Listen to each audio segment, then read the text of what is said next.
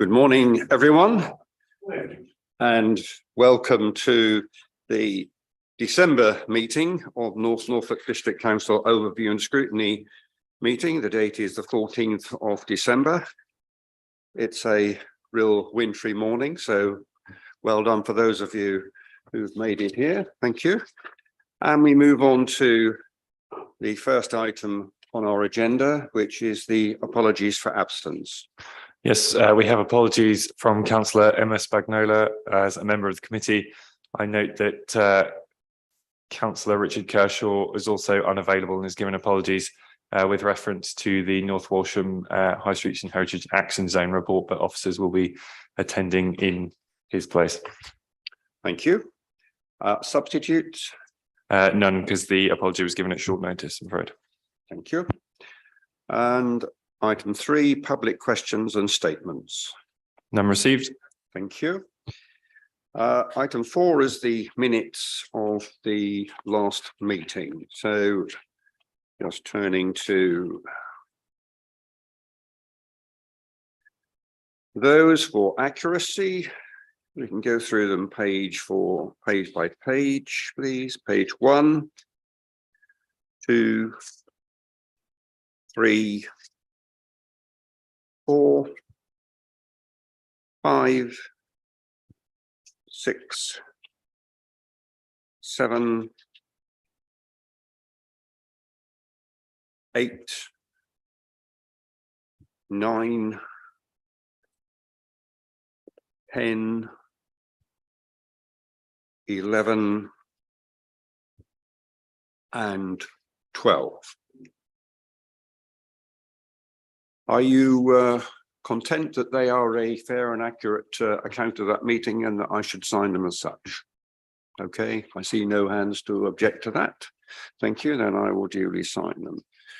There are a couple of items which I think are actions that are outstanding that we just need to follow up on. Page 11. Which concerns the economic growth strategy. The chief executive replied that whilst it would be appropriate for the portfolio holder to provide a written response on the preparation of an economic growth strategy, discussions had taken place as to whether the strategy would come to the committee for pre-scrutiny in December, though this is yet to be confirmed.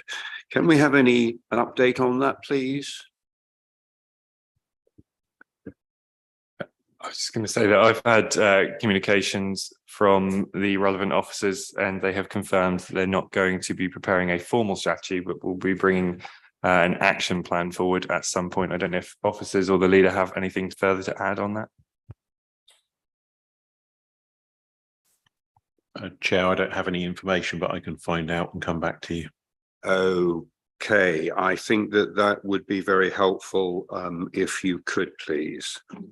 Mr. If I can just make a comment there, Mr. Chairman. I was looking at the agenda for May, and it said in the economic plan would be ready by the end of August. We were then subsequently told verbally it would be ready by the end of December. It now looks like we're not going to get one at all throughout the whole of this Liberal Democrat administration. I suspect this is the only district in Norfolk which doesn't actually have an economics growth strategy, which I think is appalling, and I think that should be duly noted. Thank you. I think that was the substance of our discussion at the last meeting as well, that we were concerned that that particular item, I think, which was originally scheduled for the autumn of 2020, had clearly not made any progress. And somewhere along the line, and I think it would be right for this committee to have an understanding, if a decision has been made, then we would want to know when and where that decision was made, and then would be better briefed with regard to whether that was coming forward or not, and would be able to take a view on that. So while that matter remains outstanding, I think we must press for an explanation as to where that is. Councillor Adams, I don't know whether you're any better advised, but whilst you were out, we considered the matter of the economic growth strategy, which was scheduled for the autumn of 2020 and was the subject of discussion of the last meeting. I don't know whether you have an update on when that's what the situation is with regard to that strategy. Well, there will be further updates in future, but you know, at this present time, the council's focus will be on retention of existing businesses. Obviously, we're in, you know, a significant crisis in terms of inflation. I think the possibility of, you know, an economic growth strategy delivering growth is fairly limited at the moment in North Norfolk. That said, we did have a discussion at business planning recently, and there was a bit more detail that will arise in terms of projects and things that want to be delivered, but there won't be a full economic strategy as such at this time. Okay, well, perhaps we can have that formally confirmed as to what's going to come along and how this committee might see that in the very near future. So, Councillor Housden. Thank you, Mr. Chairman. Surely we need, whether the economy is growing or not, we need a strategy one way or another.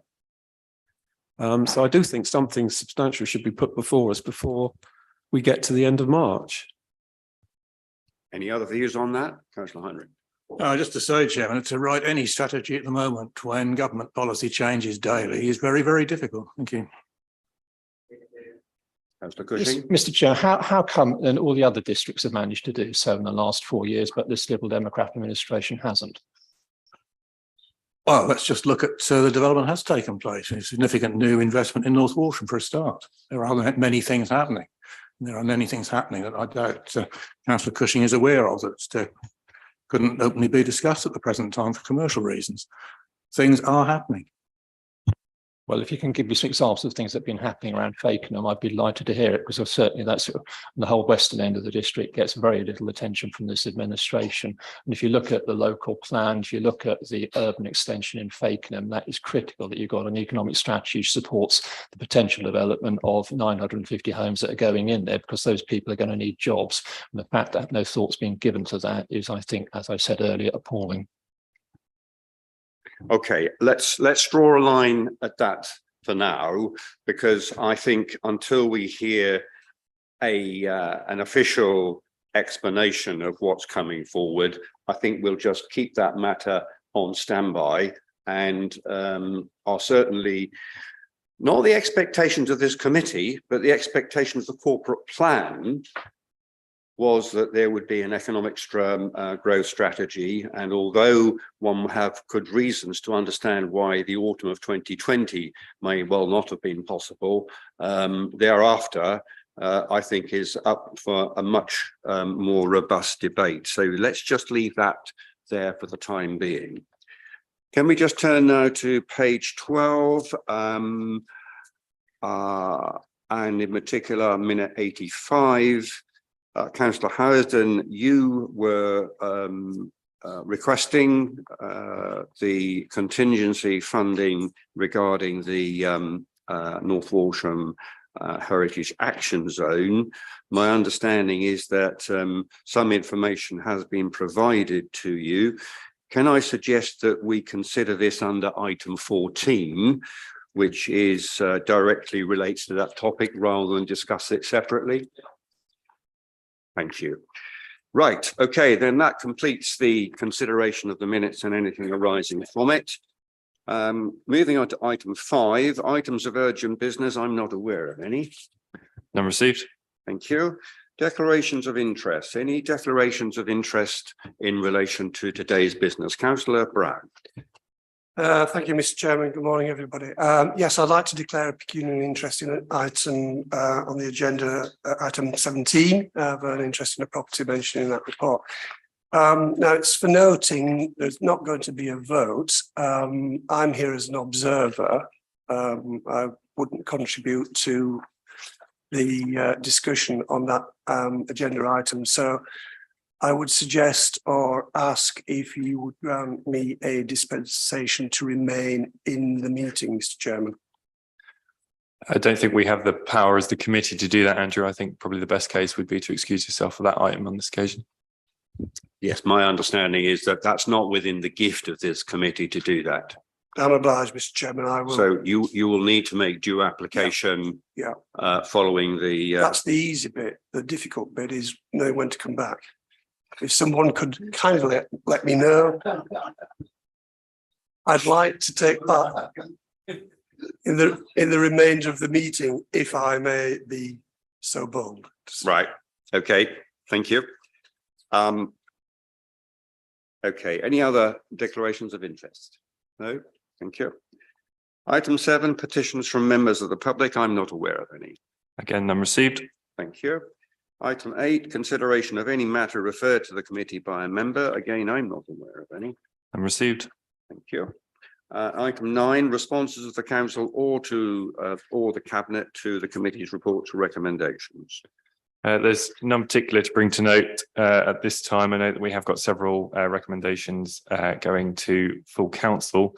Just to note that there is a response, there was a recommendation made to the audit committee at the last meeting to consider the forecasted budget overspend as part of the risk register. That was accepted. So I think going forward, we'll see that as part of the risk register as a distinct item.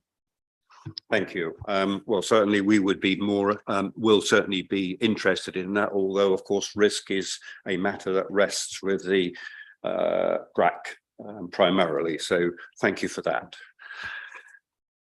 Right, moving on then to item 10. Item 10 is the car park income data monitoring. That's from the period of October 21 to September 22. Councillor Seaward. Thank you, Chairman. I'm going to ask for this paper to be withdrawn today. It came to me quite late, and I've looked now at the analysis of income figures. To be frank, I can't make head and tail of them.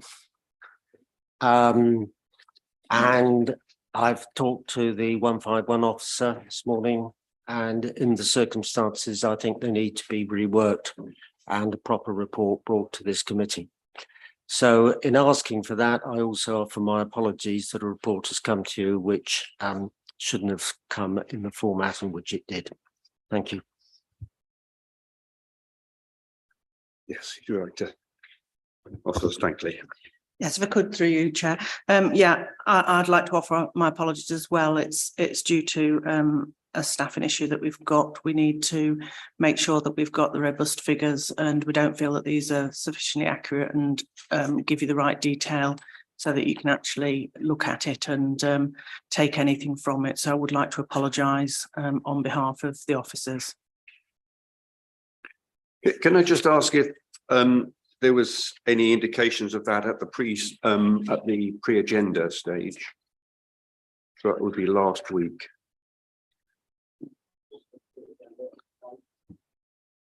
Chairman, this was a report that was asked for by the Scrutiny Committee. It wasn't something that came through the Cabinet, so it's not been discussed at Cabinet. Right. So, you know, what has happened here shouldn't have happened, and I just have to give my apologies for that case. But as I say, first I was alerted to this report was when the scrutiny officer rang me up just before the papers were to go out, and was I aware of it? And I had to say no. Okay, thank you. Councillor Penfold. Thank you, Chairman. Would you be confident that the figures will be robust and the report ready for our January meeting? Yes, through you, Chair. Yes, I'll make sure that the figures are robust, that the format of the spreadsheet is accurate, and that we provide more information and breakdown as to what the income figures actually cover for, you know, so that it can be meaningful and looked at in January. Yeah.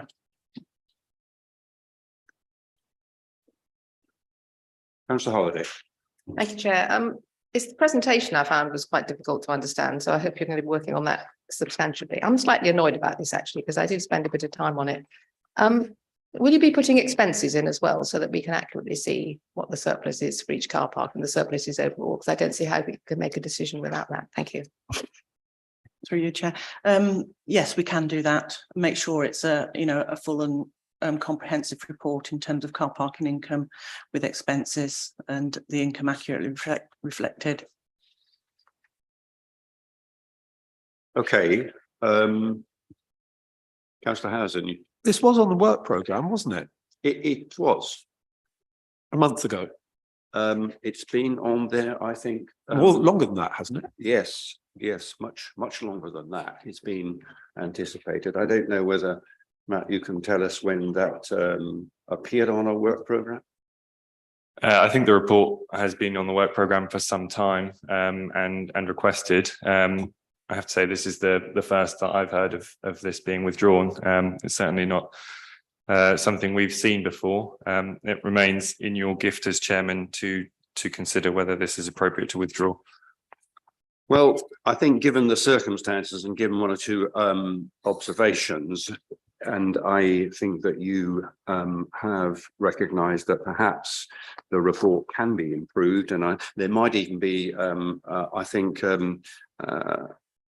some merit in having a discussion with those who might want to see more information, and Councillor Holliday is one raised that point, and certainly if you are not able to, if you like, stand by the figures, then I'm not sure that our time would be well spent this morning progressing this in this way. What does concern me, though, is the matter of process about how business comes to this committee, because the whole purpose of holding a pre-agenda meeting, and it is usual for the Vice Chairman, Councillor Penfold, and myself, and the officer supporting us to discuss the agenda in full, and in fact, the expectation is that we see a draft of the papers that are coming forward. Now, more often than not, we're not seeing those drafts. We are given some kind of an indication about when that paper will come forward and whether it will be ready to be published in order to meet the publishing deadline. So there is some concern about this, but I do wonder, how much coordination there is, effective coordination there is going on, whereby a report which was scheduled for to this meeting quite a long time ago can arrive at this point and then be withdrawn on the day. That, I think, is most disappointing, and I think that I would like an explanation of that at some point when it does come to this committee. So on that basis, the proposal is that it's withdrawn and resubmitted in January. So do I have any further observations on that? Are you content to accept that? Okay, on that basis, we will withdraw it and defer it until January, and we'll leave it in your tender care, Officer Stankley, for that. Right, okay, item 11 then, fees and charges for 2023 to 24. Is that one again yours, Councillor Seawood? Yes, Chair. Well, this has been to Cabinet. The recommendation is before you. There's very little more that I can add on to this report than what is actually there.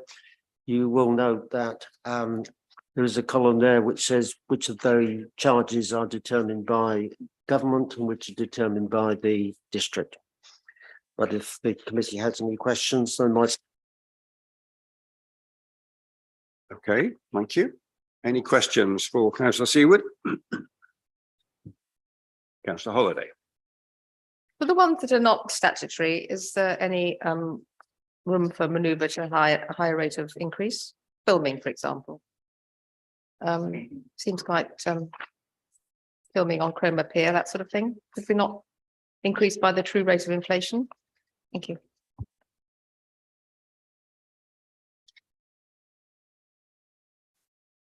Well, the discretion does rest with the council on matters which are our responsibility. But those are the recommendations which have been made for 23-24. Yeah, if I could come in. Yes, on that indeed. point. Yes, Steve. I think with all of these, there is, where they're not set by statute, etc., there is discretion for the authority to do so. I think officers in putting forward the particular suggested fees that Councillor Holiday has referred to have reflected on the fact that this is something that we derive income from companies who come to look at using our very beautiful area, but that is set against other potential areas that they might choose to use. And if we have too high a charge, that will influence their decision. And so in some respects, there is a position where you have to have a point within the process that reflects the likely attractiveness of the offer.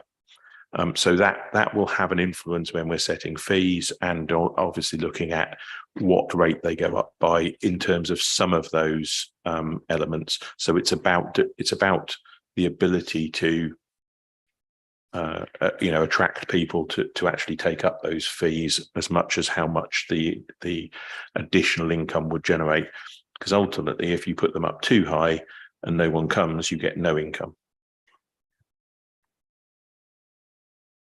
Thank you, Chair. I just wonder, have they been benchmarked against other peers and other similar areas? So do we know that we're exactly at the par or above or below? I don't know whether they have been. I think it would be very difficult to benchmark, for instance, filming on the pier because it is such a unique location. I know there are other piers around the country, but Cromer is a very special pier. But obviously those officers that have looked at setting those fees have done work around understanding what the industry and the position comparative with other fees and charges will be. I don't know whether they have specifically benchmarked fees for other locations of other piers or other frontages around the country. I think the essence of the discussion, I think, is that clearly there are market rates, or should I say market forces at play that need to be balanced. And so in deciding these fees, there's, as you rightly point out, there is always the risk that one could lose the business and therefore lose the income. But at the same time, there is I think in your own words, the uniqueness of the pier, which has a particular appeal, and quite how that appeal translates into market forces, I'm not sure that I fully understand, but maybe that's something that we could perhaps have a discussion on another day. But I've got two people who wish to speak, so let's just hear those. Councillor Blathwaite and then Councillor Heinrich. Just to say that when it was my job to set charges for peers, it was the most difficult part. And in recession, I found that it was often that we went the opposite way to inflation, because the spend of the public could not match the inflation increase. So my sympathies for anybody having to set these fees at this time. It's very, very difficult. Thank you. Thank you. Thank you, Chairman. I mean, setting fees for filming never going to be easy. I know from Heritage Railway sector that it can be a difficult exercise. However, we got to remember we've got a cast and a film crew, all the supporters. That's going to bring income to our hospitality businesses, and they need it at this time. Yes, I think that's a fair point. I think the point that, of course, it is normally there, irrespective of the kind of fee that you charge. I think the fee that we charge of its own needs to be proportionate to the service or the facility that's being offered, and it's how you test that I think is at the heart of this. Anybody else wish to speak on this? Councillor Adams. Just briefly, in conversation with other council leaders elsewhere in the country, I did find that their garden bin collection costs were sometimes up to £20 higher than ours per year. So whilst there is a bit of headroom there, we are only proposing to increase by the 10% inflation, which I think is appropriate. I mean, you could look through, some of those figures in fine detail and say, well, you could go there, but there is a sort of determination you have to make in respect of market forces. Really, you want to be able to bring in that income, as has been said, and I think the same applies for things like commercial trade waste and that sort of thing. Thank you. Okay, thank you. Anybody else wants to speak about this? No? Okay, well, the recommendation is that Cabinet agree and recommend to full council the fees and charges from the 1st of April 23, and that delegated authority be given to the Section 151 officer in consultation with the portfolio holder for finance and relevant heads of service to agree those fees and charges not included within Appendix A as required, as outlined within the report. Can I have a proposer and a seconder then, please? Councillor Blathwaite to propose, Councillor Heinrich to second. Can I have a show of hands then to... Thank you. That looks like unanimous to me. Thank you. Right, moving on then to... Chair, sorry, did you have an action? You mentioned that you would like to look at something at a later stage in terms of... How do we feel? I mean, I think there is a recognition that there is a balance to be struck here, and it's a matter of whether you would want to hear something more about how that balance is achieved in the future, or whether you are content, if you like, to go along with the explanations given by yourself and Councillor Adams. A matter for you. Do I have any wish for that to be pursued? Councillor Holiday.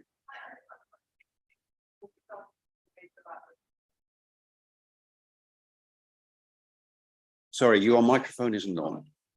I would like some data to actually support the price rises, please.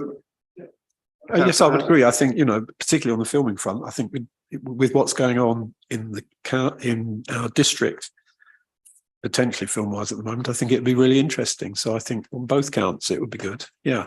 Okay.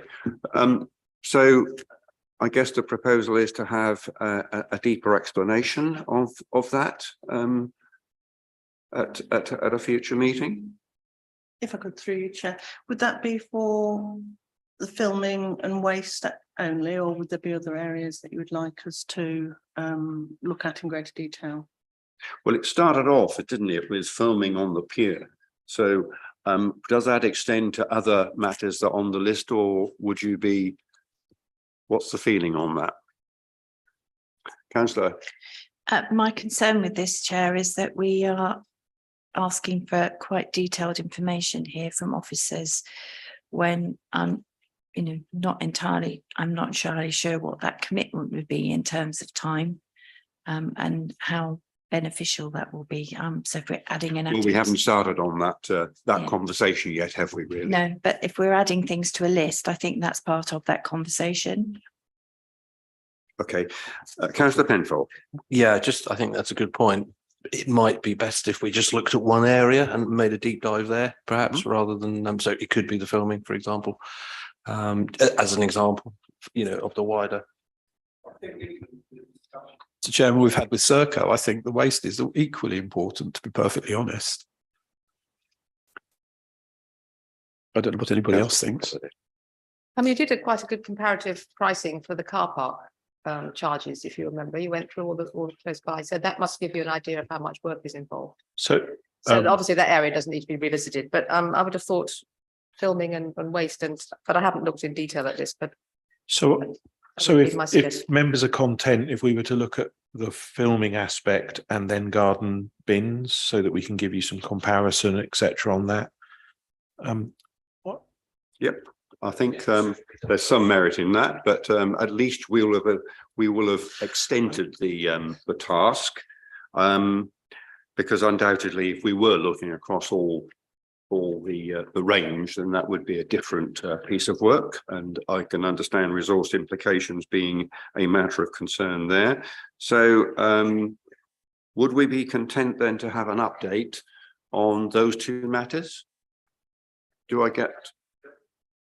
Okay, I've got goodly number of nods there. So And if we can have an February, update, a breakdown of those two items. for February. Yeah, the work program should allow that. Yep. Can we please just take a vote on whether you'd like to add that to the work program? Yes, indeed.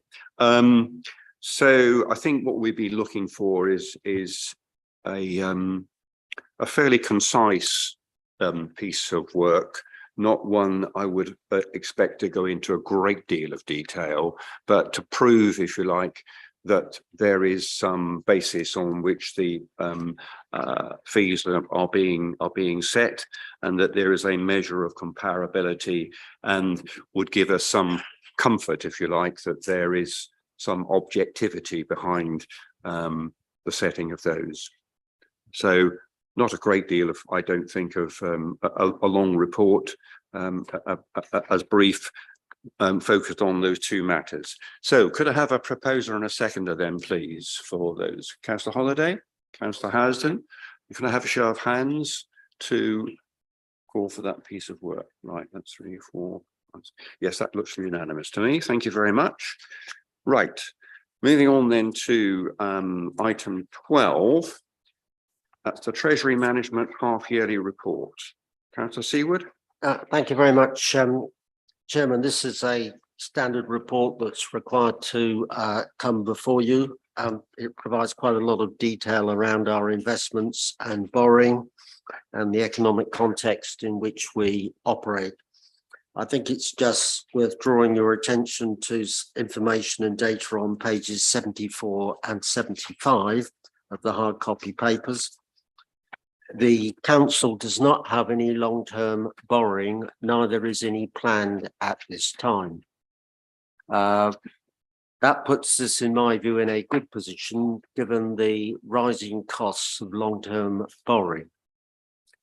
And there are some figures here just for the short-term borrowings that we do to manage our cash flow. And you will see in that that's gone up from 0.36% to 2.65%.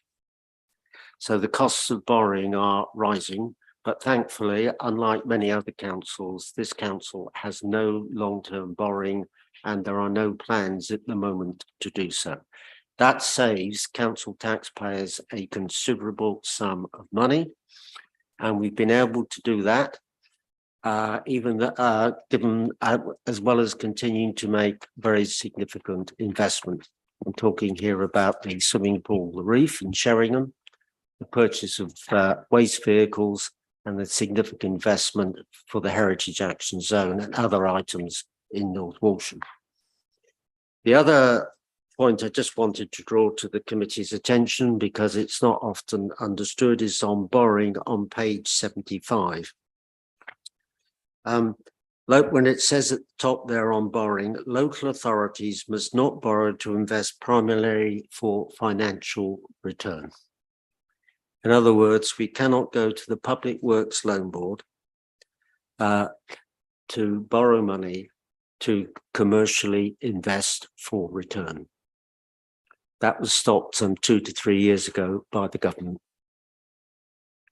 And that is often forgotten, because people say to us, well, if you're short of money, why don't you start investing and get a return? Simple answer is the government has stopped it. And I just draw that to your attention again, because there might be 1 or 2 other items in the agenda where that arises, and you just cannot do these things. I do understand why the government's done it, because some local authorities have got themselves into an awful pickle as a result of doing it, but other local authorities have done it very successfully. and it's been able to keep down council tax. Unfortunately, whilst we do have commercial activities, we can't invest further in them because government stopped it. So I just thought I would draw that to your attention in terms of this particular report, and clearly officers and myself will answer any questions the committee may have. Thank you very much, Councillor Seawood. Yes, I would echo the point that you made at the end with regard to borrowings and the Public Works Loan Board, because quite honestly, the landscape of those local authorities which have taken substantial loans and invested in various projects, it doesn't look pretty today. It's littered with lots of disasters, and some of those are very, very expensive disasters. So I do understand why that's been taken. And I think as a very generalization, maybe most local governments are not that well equipped to be able to carry out commercial investments and make them a success of them. That's not probably what we do. What we do is service delivery. There aren't many examples of where those kind of investments are successful. So that's a point well made. Any questions on this then? No.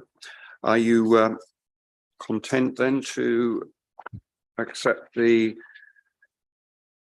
recommendation, that is that Cabinet and Overview and Scrutiny note the information provided on the mid-year Treasury activity? So this is just to note the activity. So are you content to do so? Anybody that dissents from that? I see no dissensions. Thank you. So duly noted. Moving on to item 13 then. That's the annual review of beach huts and chalets for 22. Councillor Seawood. Thank you very much, Chairman. I've got Renata Garfoot, the Estates Manager, here to my left this morning, who can add a few comments and is probably better placed than I am to deal with any questions. The background to this report, as I think you'll be aware, is that one of the last pieces of work done by the Overview and Scrutiny Committee in the last cycle of this council was a task and finish group on beach huts and chalets. It was a very worthwhile piece of work, and how we've approached this since in terms of fees and when we do or do not increase them and how we operate it was framed very much by that task and finish group. So on that basis, I'll leave it to Renata if you wish to say a few comments. Officer Garfoot. Thank you. It's been a challenging couple of years for beach huts and chalets with the COVID and lockdown. But this year we've seen the chalets undertake refurbishment. We've been marketing them through magazines and social media to encourage bookings of our weekly lets. Occupancy has increased marginally to 40%, so that's up from about 28% since when the review was done. The leased beach huts and chalets remain really strong, lots of interest with those, and so the waiting lists. We've been able to add 9 additional beach hut plots this year, but we have found it very difficult to find beachfront sites. We do have car parks in those locations, but the preference has been to retain that space for car parking. So we're struggling really to grow the portfolio significantly. We are expecting small increase in income next year through both weekly lets and leased sites. I think it's difficult for us to predict how successful our weekly bookings will be, which is why we've just done a small increase for next year, just with the current cost of living crisis. We're not certain whether that's going to have a significant impact on us or whether actually more people will stay locally and not travel abroad, and that might help us. So I also put into the report some items that we would look at for, next year as our future strategy, and just be helpful to gain some feedback on that. Thank you. Okay, thank you. Questions? Councillor Withington, and then Councillor Blathwaite, and Councillor Toy. First of all, I'd like to thank the officers for this much improved report, and it's much more comprehensive and gives a much detailed picture. So thank you for that. I know a lot of work's gone into it. So thank you. I just wanted to ask really about the waiting list situation. I mean, I'm aware it is considerably large and we're considering increasing the charge to being on that list, which I'm not entirely convinced about. But my question is, can we consider, I know on the actual allocation of the weekly lets, etc., it's not possible, and you say that in here, but can we consider whether we could have local priority for those long-term leased huts and chalets waiting list, because it is our local people who use the huts the most. And it's unfortunate that a lot of them, particularly the local businesses who can't go away, and people who are working in those local seasonal businesses can't go away in that summer season and do, you know, really relish going down after a long day and spending some time at their beach hut. And it would be beneficial for our local communities, I think, to be able to have that health and well-being asset. So it does concern me that we seem to have not said that we can look at that again. So that query has been raised with us, and having a look at our waiting lists, the majority of people are from either the district or from Norfolk that lease the beach hut plots and use our chalets. I think if we did a restriction for local people, it probably wouldn't speed up the process of them getting a site, because so many people on our waiting list are from the local area. So we wouldn't be cutting out that many people from out of the location. But I guess that depends on how local you'd make that criteria. And I think there are a lot of voids with our weekly lets, and so I feel that those people don't seem to be taking up those voids. So there is availability. It might not be for an annual lease, but those people don't seem to be wanting to take any weekly lets, which just seems, I guess, a bit at conflict, really. So it is something that we can consider, but I don't know whether it'll have the desired effect, that's all. Okay, thank you. Councillor Blackfeet. Yeah, there's a very good report, by the way. Just to say, there seems to be a shortage of chalets to the east of the coast in our area. And I was wondering if there's been any advances on the idea of chalets in the Clink Road car park in Sea Pauling, as I think those spaces are particularly used for car parking all the time, and it might be a good use of that land. Thank you. So we have looked at that site. There have been parking issues previous year, and so the decision was not to move forward with that site for beach huts and chalets, because on the really peak busy times there isn't enough car parking, and we didn't want to lose those spaces. Is that your experience, Councillor Blathwaite? Yeah, the car park is well used. I was just thinking it might be a more long-term usage of that land, but I'll leave the commercial balanced to more expert people. But my own feeling is that the east of the coast is not so well served with chalets as further up the coast. But thank you. I think you raise a fair point in terms of the distribution, and maybe something can be done to look at that in the longer term. But we're kind of stuck with what we've got at the moment. Okay, Councillor Toy.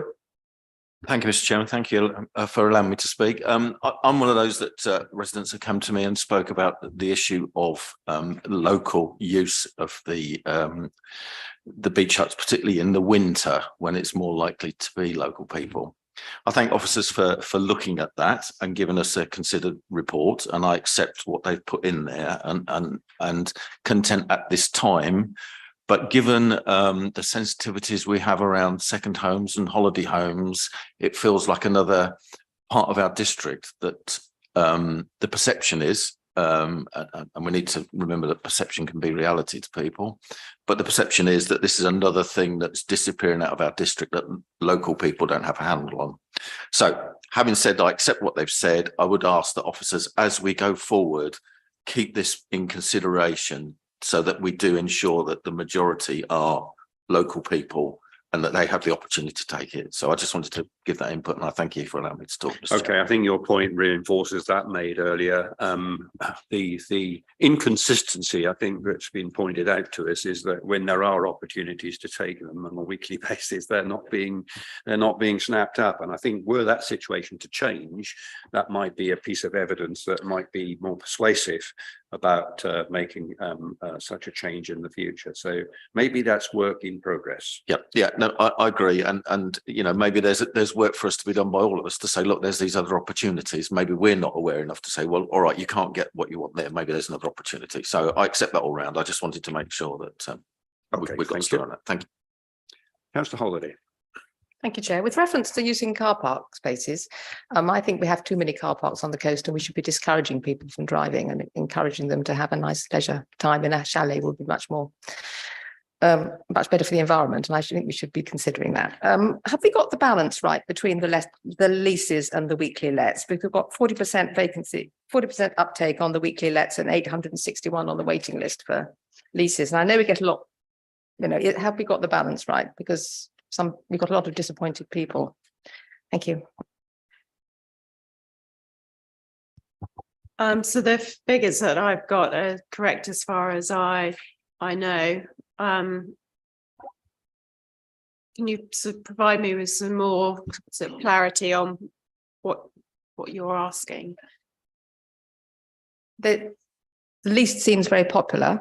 We've got a waiting list. 861 may not be accurate. It may be some of those people no longer want a leased hut, but that's the data here. But so there's lots. I mean, they don't need the data. Lots of people wanting a leased hut, not so many people wanting a weekly let. Have you got the balance right? I know there's a huge differential in income, but is the balance correct? Thank you. Sorry, that's really helpful. Thank you. Yes, there is quite a difference actually. Annual leased sites don't generate quite the same amount of income per plot as weekly lets. So even with those voids, they still generate more income. So I guess it's a decision for the council to consider, you know, do they want income or do they want occupancy? Because to get 100% occupancy, we would switch them all to leased sites and we would fill them all straight away. Perhaps if you threw in some local occupancy into that would be attractive. I don't know.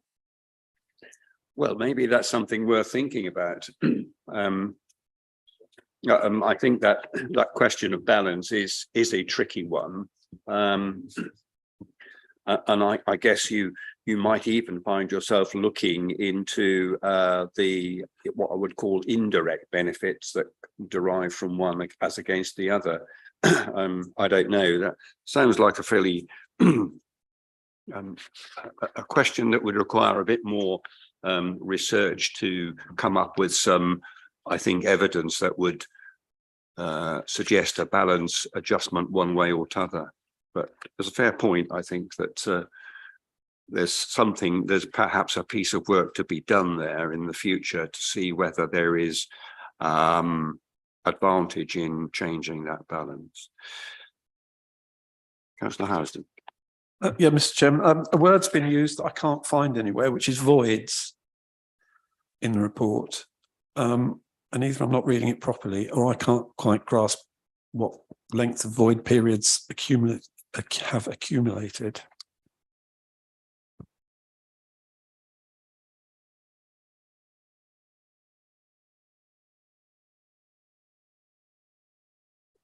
So section 2.2 gives a summary of the bookings. So we've got 40% occupancy. So the remaining 60% would be void because it's vacant. So sorry, the word void might not be in the report, but that's where it comes from. That's a significant amount, isn't it? 60%. I think it'd be unrealistic to expect 100% occupancy on weekly lets. The majority of people want to come when it's sunny and warm.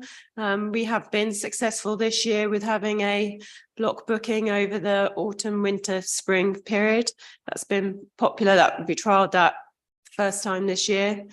So we'd like to continue that again. The UK weather is not great. These chalets and beach huts don't have heating.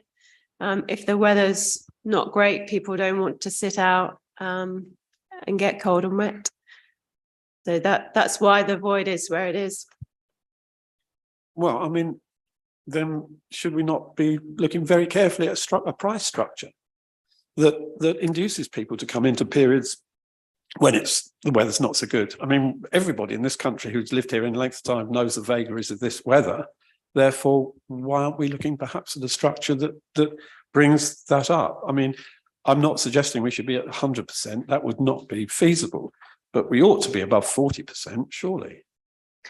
So previously we had a winter weekly rate, which was £21. That didn't actually cover the cost of managing and turning over those sites. Unfortunately, it didn't really encourage any more bookings. So we decided that it wouldn't be good to continue with that actually we would increase the pricing, which has resulted in a slightly higher occupancy and generated more income. We can look to do something different again, and I think we need to keep evolving what we do with them to reflect what the market is, but the lower price for the winter didn't work previously. Looks as though it's been tried. And I think there is a balance to be struck here, because what we need to be, I think, focused on is not just occupancy rate, but actually net income. And if we're losing net income by going for the greater occupancy, that probably isn't to the benefit of the district in that way. So I think it's a fair point.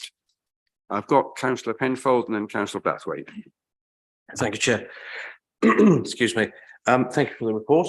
Very, very good. I would certainly endorse some longer term thinking around provision in the east. I guess east of Munsley. I think that would be a good thing, some glorious coast along there.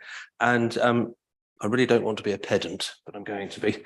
I'm just looking at page 86 and the performance tables there. 2021 July, number of bookings 149, number of bookings available 150. I think it works out at 99.3%, not 93%. Sorry, that's the pedant in me, Mr. Chairman. Sorry. My son always says, were you born in a small village called Pedantry in the West Midlands? Thank you. Right. Okay, thank you for that. Councillor Blathwaite. Yeah, just to cheer up my colleagues, it's a practice commercially that you can increase occupancy rates by blocking off whole loads of chalets for maintenance, and that has an incredible asset to your actual occupancy percentage without incurring any extra income. But so you can fiddle the figures quite happily that way.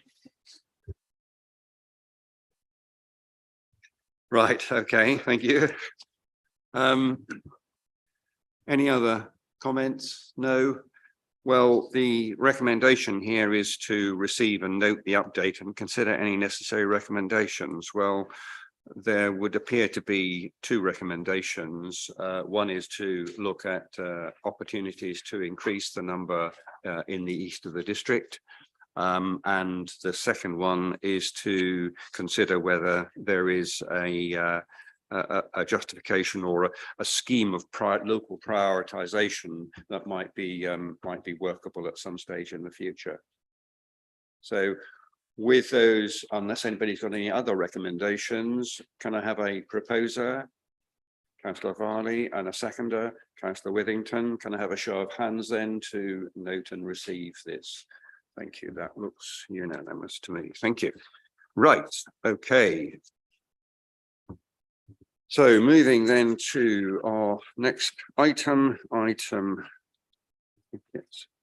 14, which is the North Walsham Marketplace Improvement Scheme. So Councillor Kershaw is not here for that.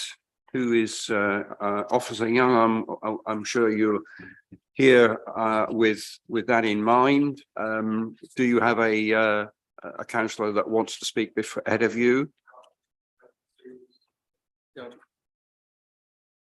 Well, thank you very much, Chairman. I suppose a lot of my life for the last 3 years has been living and breathing as a local member, the HAS project. Some have all the luck. And if I've gone slightly grey as a result of it, you'll understand why. As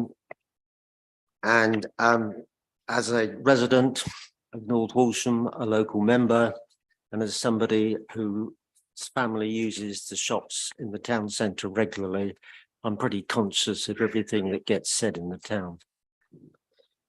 The first thing I'll say is this is a live project. Some of it has already been delivered. It is a project which has considerably expanded since it started. And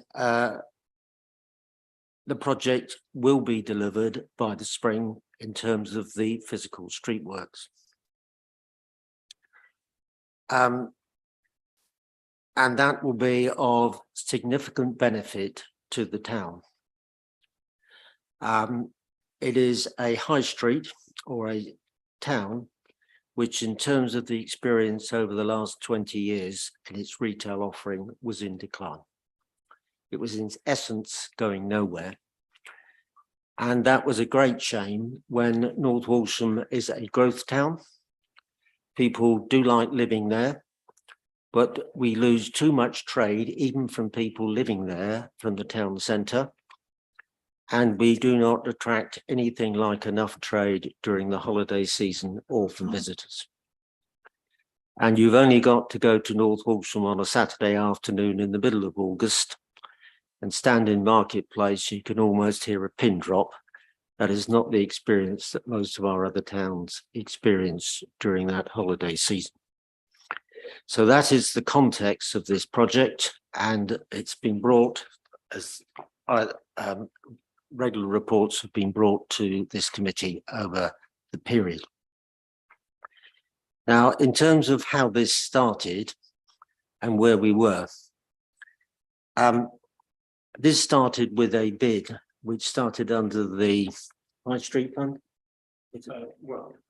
Yes, something of that sort. Yeah. Under the High Street Fund, which we weren't successful with, but because of the number of conservation buildings and the listed nature, historic nature of the town, we actually got money from Historic England, which we then had to match. In putting those figures together, you have to go back to 2019. They were put together on the best estimates we had at the time for what we thought we might be able to do. But it was a bid, that's all it was. We got a grant, which we then matched. What then became apparent was that in order to do what we probably would like to do, which was a lot of improvements to the street environment, that more funding would be required. We were therefore successful in getting £1.3 million from the local enterprise partnership. Then I think we found ourselves between a rock and a hard place. COVID came. Now, I'm not going to say that I put everything down to COVID. I'm just having to say that the climate in which you were dealing with changed considerably. We had these grants from Heritage, from Historic England and the local strategic partnership. And we were constrained on the basis that they wanted this money spent within a certain financial period. In order to do that, we then had to find a contractor in the middle of COVID that could actually start the work and assist us to do so. If we hadn't done so, we would have lost £2 million. We were not dealing in ideal circumstances. And the context in the whole of this project is, and the construction generally, is that there is at the moment, and continues to be, a lack of contractors and a lack of supplies. And when you've got demand exceeding supply, then quite simply prices rocket. So that's the context in which we're dealing with here. And the sum of money that's being sought in this paper is quite modest compared to some of the other rises which I've actually seen. I'm talking 100%. You can go down to King's Lynn if you like and look at a community hub down there, a 48% increase compared to what was in the original bid. This is 16 to 18%. So that's the context in which we are dealing with. The other thing which has been successful in this bid is that it's attracted other investment. Much to our surprise, but also to our delight, we now have a new bus terminus in the town, which provides not only for greater safety and stops traffic congestion, but actually is going to encourage and make safer bus travel around North Walsham. And we have a turnover of something like 30,000 passengers using buses a month in the town. So that's been a big bonus for us. But also, as this has gone along, we are attracting new firms to North Walsham. If you enter North Walsham now from Cromer, at long last, that derelict City Gate site has been developed by NKM, the building supplier and kitchen and bathroom maker. We've also got Howdens on Hornbeam Road. We've also got Screwfix, and I think it's Thorpe they call themselves. These are people investing in the town. And as we improve the centre of North Walsham, we will get more. Now, the paper does set out here a lot of the context in which these bids were collected, how they were achieved and what we're doing. It also sets out here what we want the extra money for. It's 16 to 18%. That is quite modest given the scary rises that are actually taking place. But what it will provide is that it will enable Marketplace to be properly finished off with street furnishings, with proper seating, some shrubbery, and actually to make it that attractive environment to bring businesses and people into our town centre. Ditto with Black Swan Logue. We've bought a piece of land there, which was nothing more than an eyesore. Thanks to officers, we've actually got some improvements to the exteriors of buildings that look over that site. But in order to complete that and not leave it as a derelict piece of land, we will have to develop it, and that will involve some cost, and that's set out in the paper before you, and you've had some further update. So I recognise, Chairman, that in talking about this, I've spent a little time, but I thought it was worthwhile this morning going back to where we started with this, setting out the context, and that this is a live project which is being delivered. It is not something which is stuck in a debating table between consultants, members, the public, or anything else is actually being delivered and will be delivered. So I have a lot of confidence in this. I'm back in North Walsham.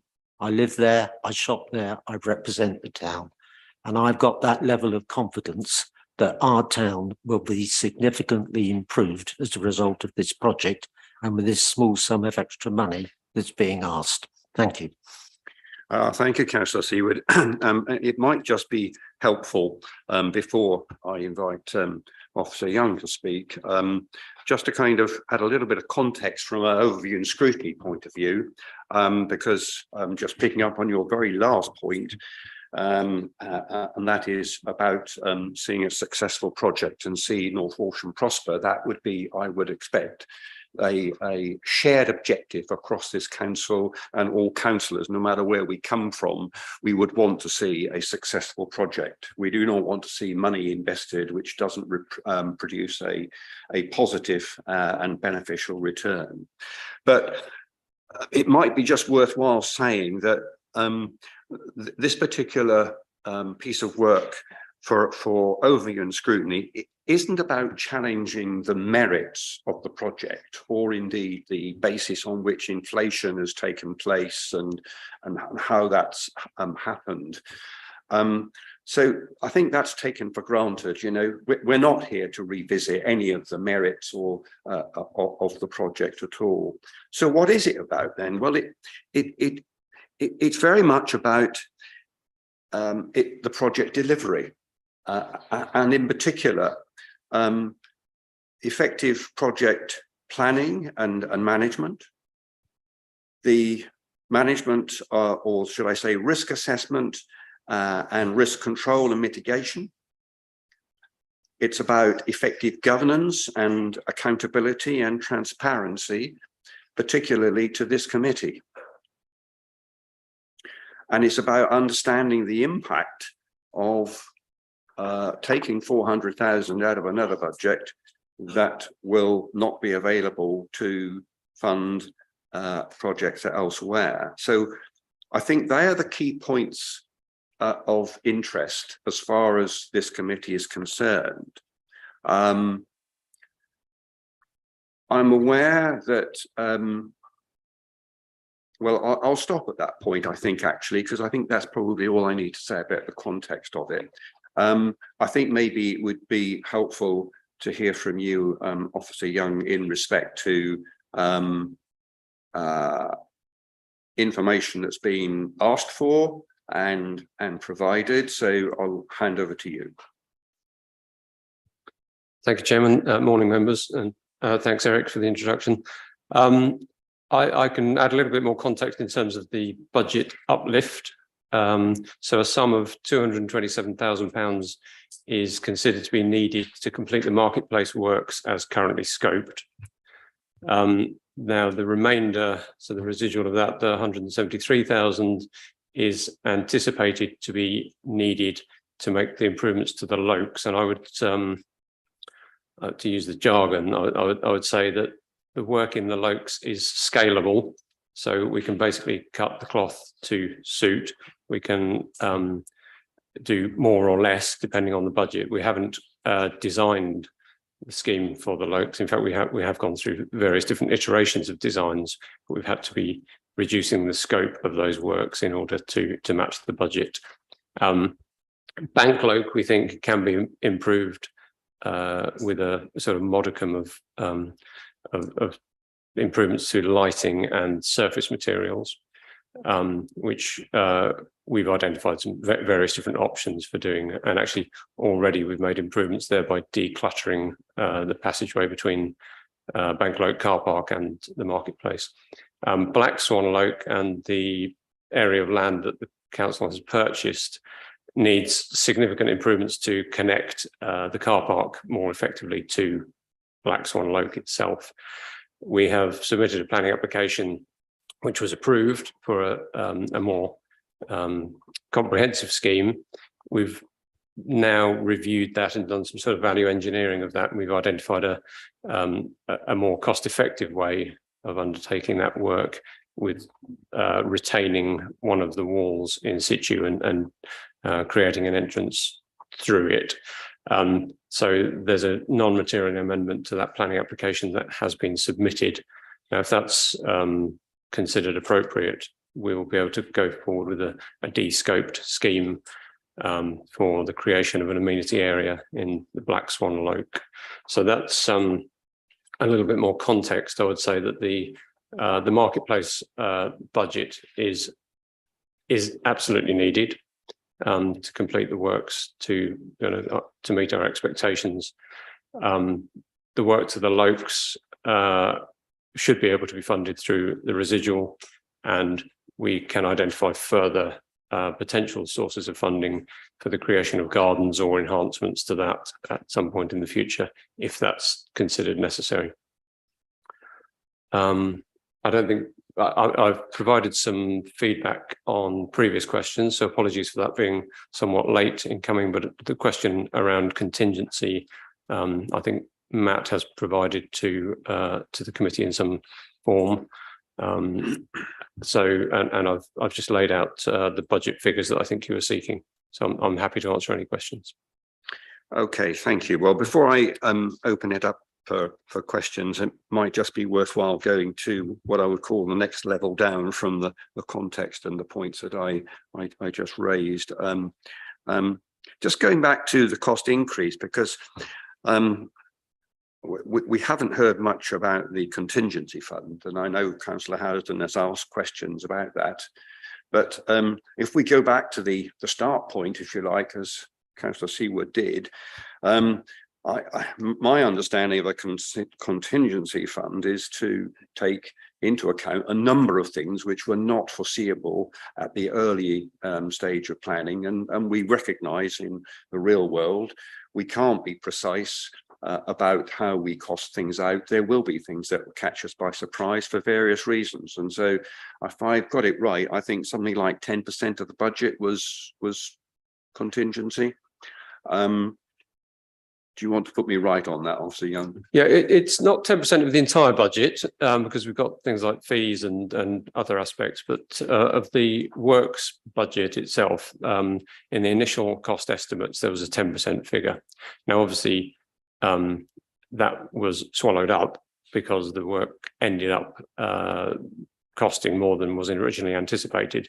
But the nature of the contract that we've got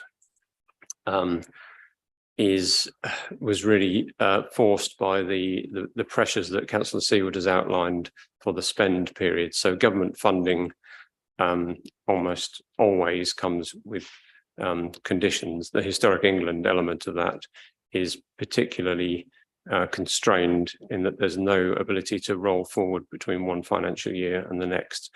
So we've ended up having to move forward with contracts that, well, basically to start the work in order to spend the money. So that has meant that we haven't been able to design and cost a scheme in its entirety with an element of headroom that you would consider to be the contingency. So we've been kind of re-evaluating as we move forward, if that makes sense.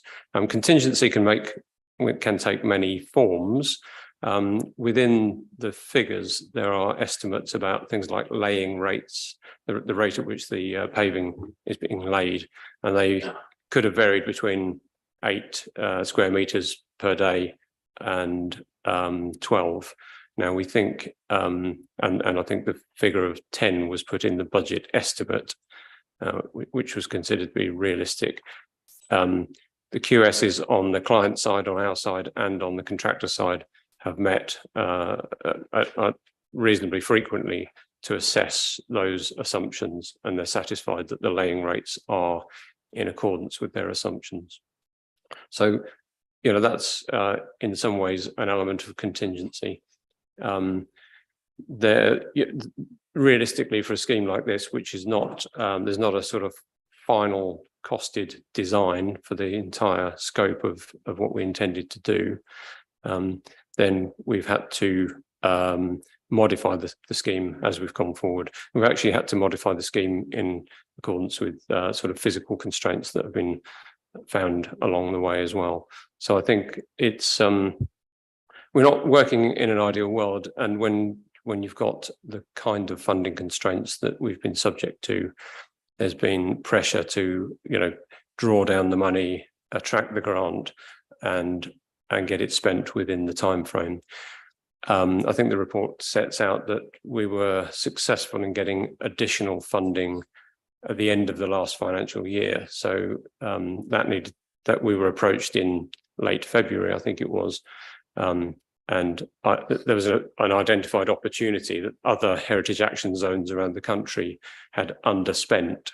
So the ones that were considered to be fit for purpose and moving forward at pace and able to spend additional funding were asked whether they would like to submit applications for further funding, which we did, and we were successful in.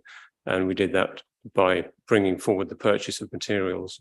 So in fact, we attracted another 200, I think it was 250 odd £1,000, which we managed to spend in about a 2-week period. So that brought additional funding into the scheme, which in effect has helped to mitigate some of the cost increases.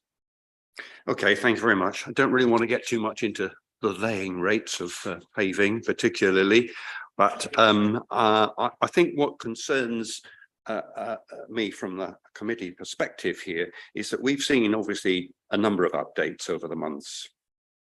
But those updates, whilst they've spoken of challenges and some aspects of problems, they've not been of the order that we've got before us today, in the sense that we're hearing now things that we could have heard about quite a while ago.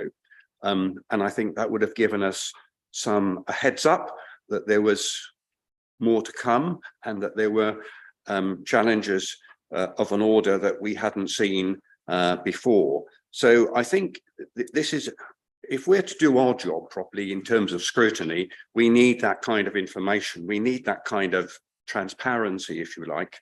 And as soon as if I just turn to the contingency fund, for example, if that contingency fund had been consumed at a pretty early stage, for example, then that is something that should have been made very apparent to this committee, because that would have been the first red light, if you like, that there was likely to be a request at some point for some more money.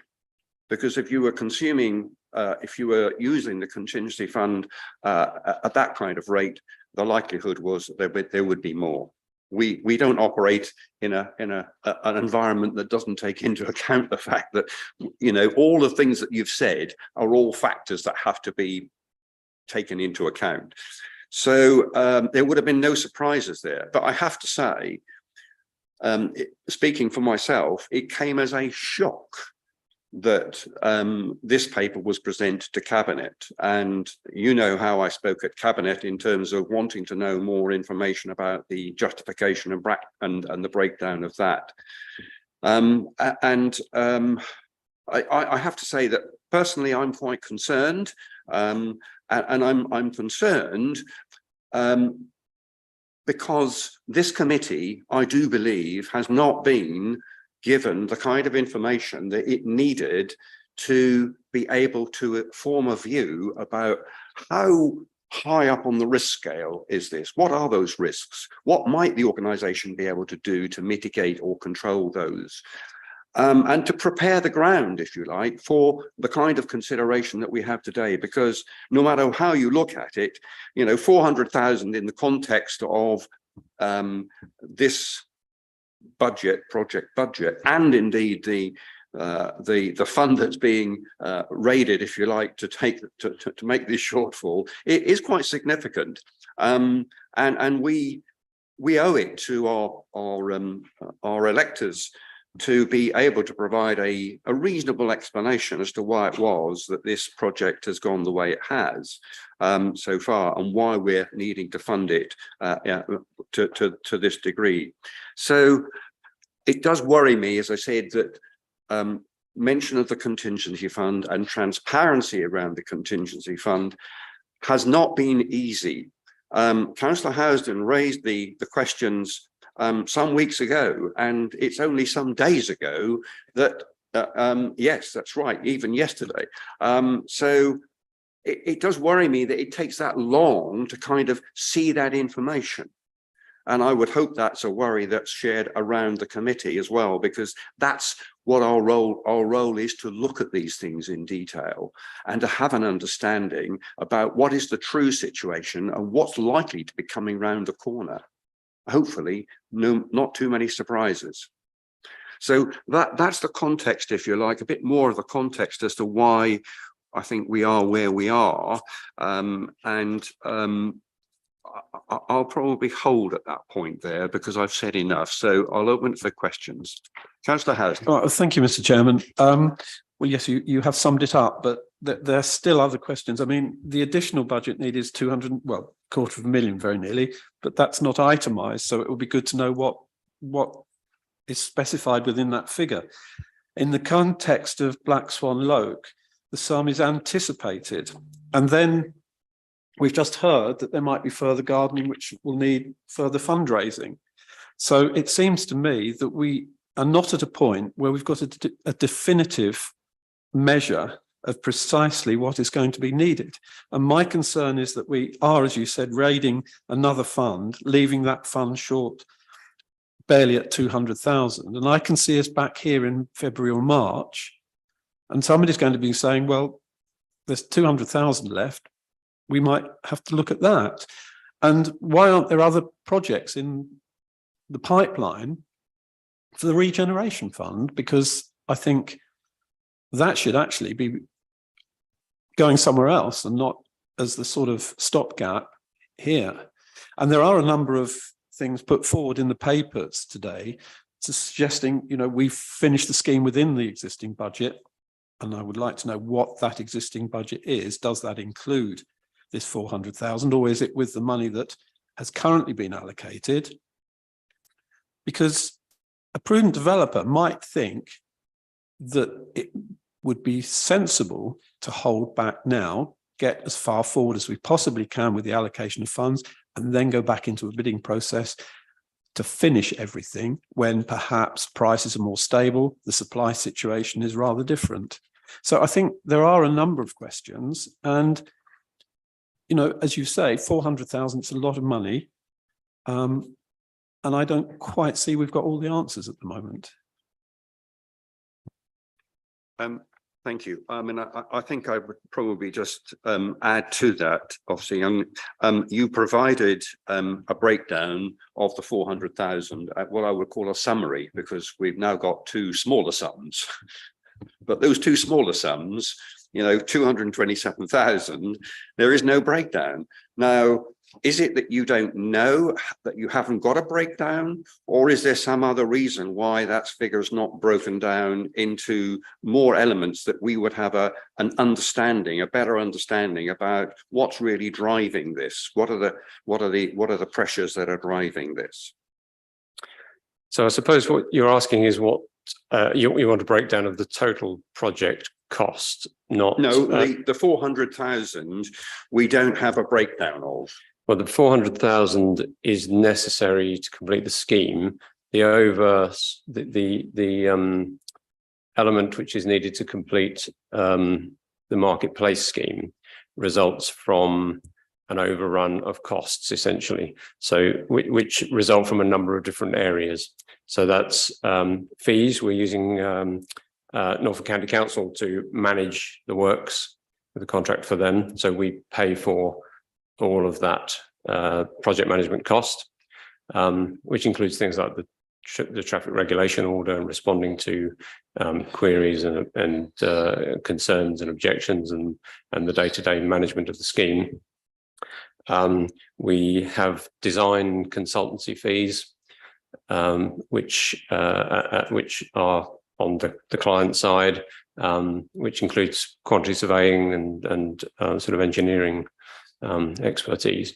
We've also provided a lot of that input into elements which are beyond the sort of straightforward marketplace improvements. So the bus interchange, for example, design work was included in part of that sum.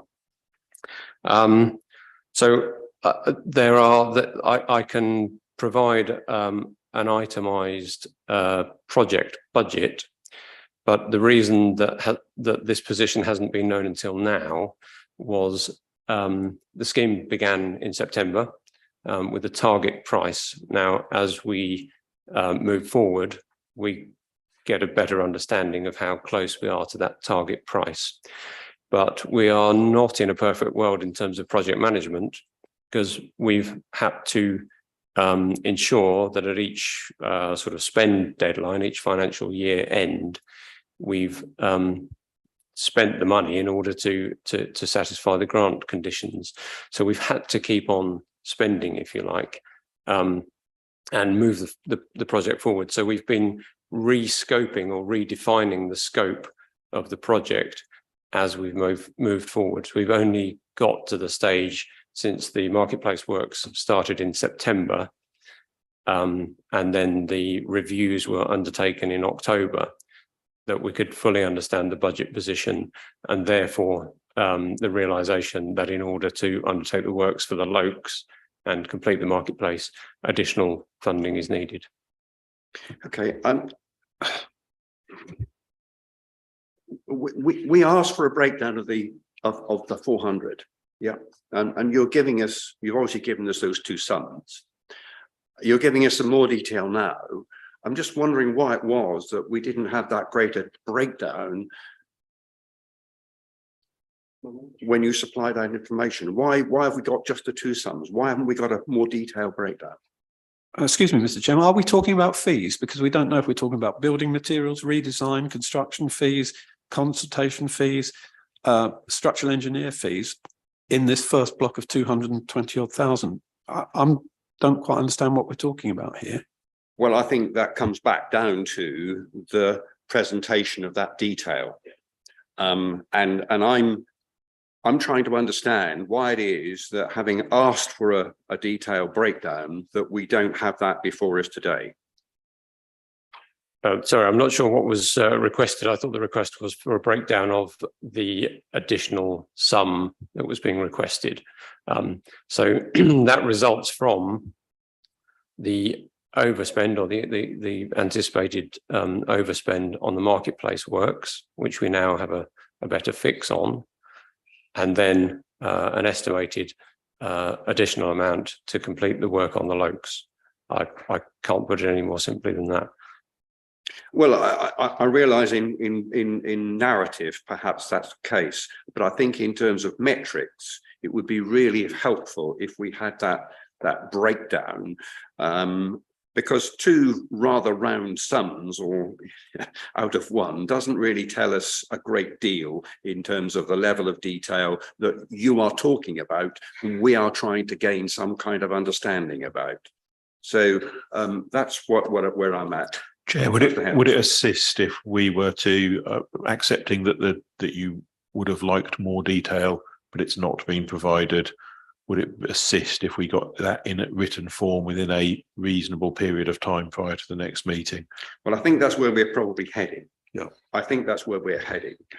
But I think there's some more discussion to be had before we conclude that. So I've got questions, Councillor Cushing, I've got Councillor Penfold. So let's just get a wider picture here. Councillor Cushing. Thank you, Mr. Chairman. I reiterate really the points that you and Councillor Housen have made. I do have major concerns about the oversight of this project by this administration. Now, as you know, I'm a lifelong professional qualified project manager, indeed program manager, the role that sits above that, having worked in the private sector. And this just shows the real contrast between the private sector and the public in terms of how these things would be considered. In September, this committee was presented with a report on the update on the North Walsham House project, which I criticised at the time because it was long, wordy, and really gave us no indication of how well the project was proceeding. I was given the verbal assurance everything was on track. Yet we find 2 months later, we've got a £400,000 hole in our budget. Now, one of the key tenets of project management is no surprises to your stakeholders and to your sponsors. And so suddenly, as you say, when we saw this in the cabinet meeting last week to find that we had a major shortfall there, I was shocked too. And as we both said at the time, if you go to any project board in the private sector saying we have a shortfall, the people making the project boards, making the decisions on that, will want to understand what are the assumptions, why didn't they know about it earlier? What are the absolute detailed breakdown of the sum being required to the penny? All the various items that would make up that. So the first we've heard today that we've got a £227,000 for the marketplace and 173 for the Loke. What are the assumptions around that? Are there other ways of finding that money? And it is the duty of the cabinet to hold the people requesting the money to account, to challenge why they did. There was no challenge in that cabinet meeting as to why is that. It was just waved through. I put it in context. That £400,000 is the equivalent of 2 years worth of increase of council tax to this authority. And no concern was made about that. We're taking out a fund of £600,000, as we're saying. That money could be earmarked for other projects. I have a concern as a Fakenham district councillor.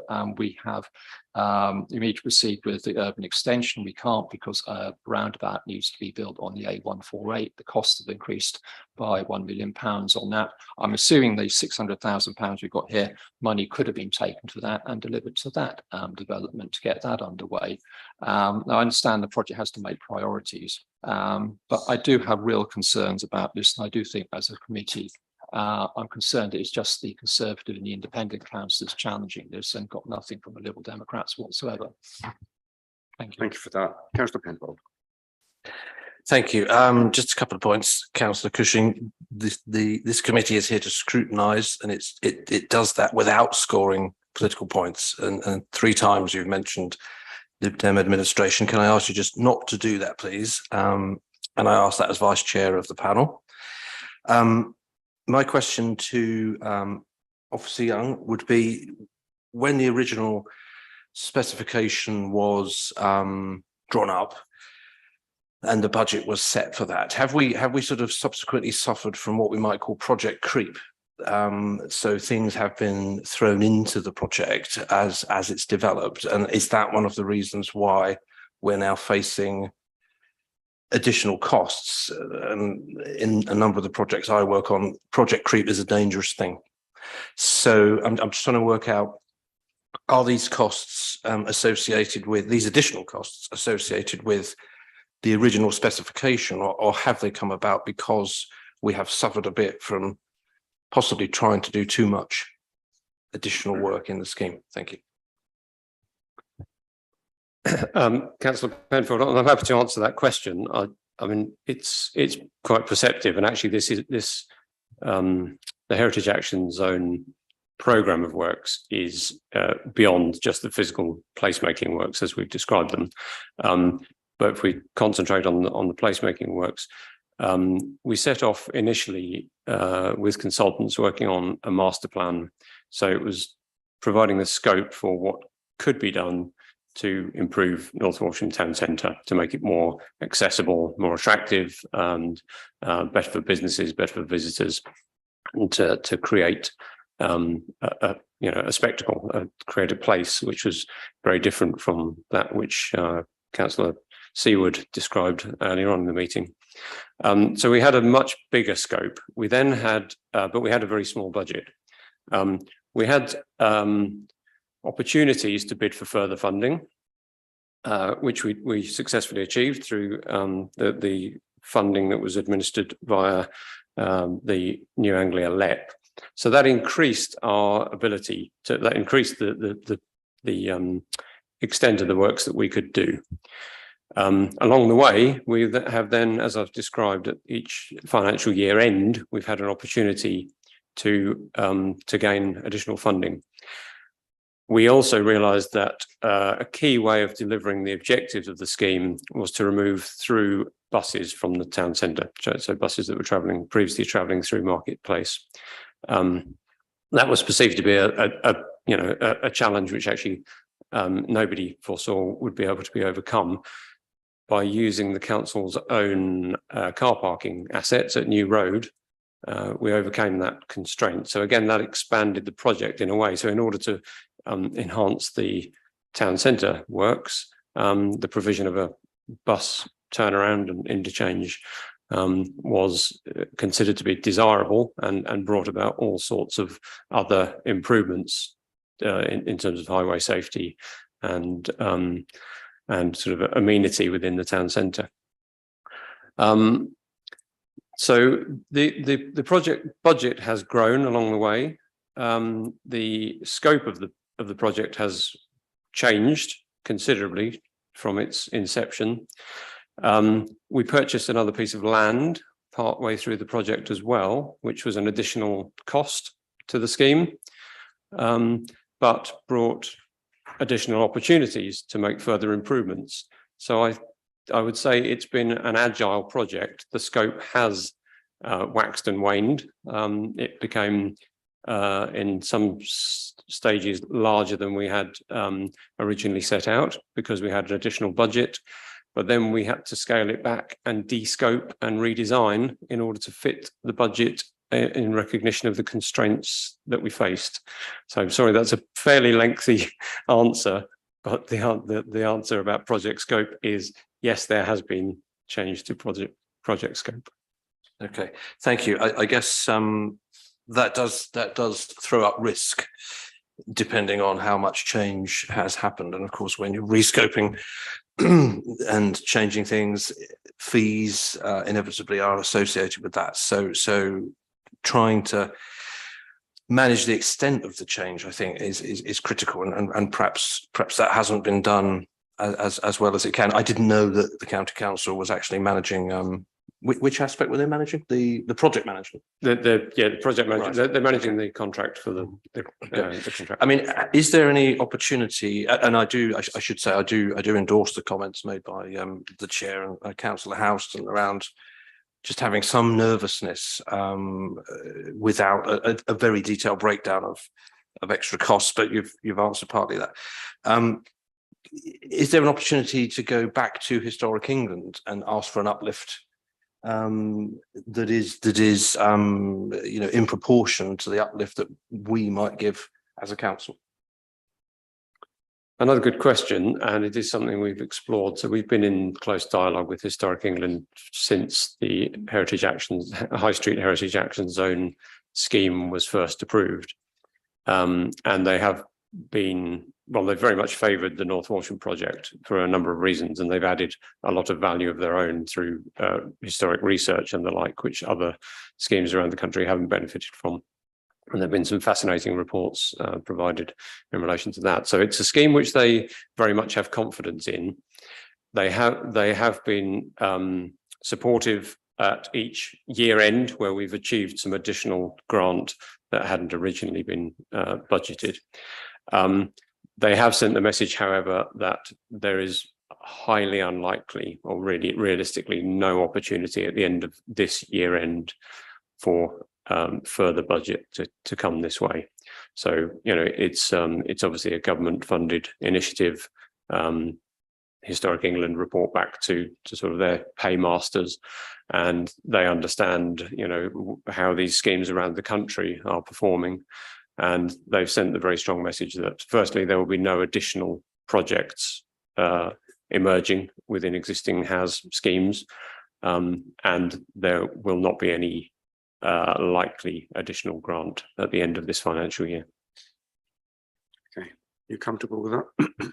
Thank you. I may come back a bit later, but I'll allow other councillors. Thank you. Thank you. Any other questions?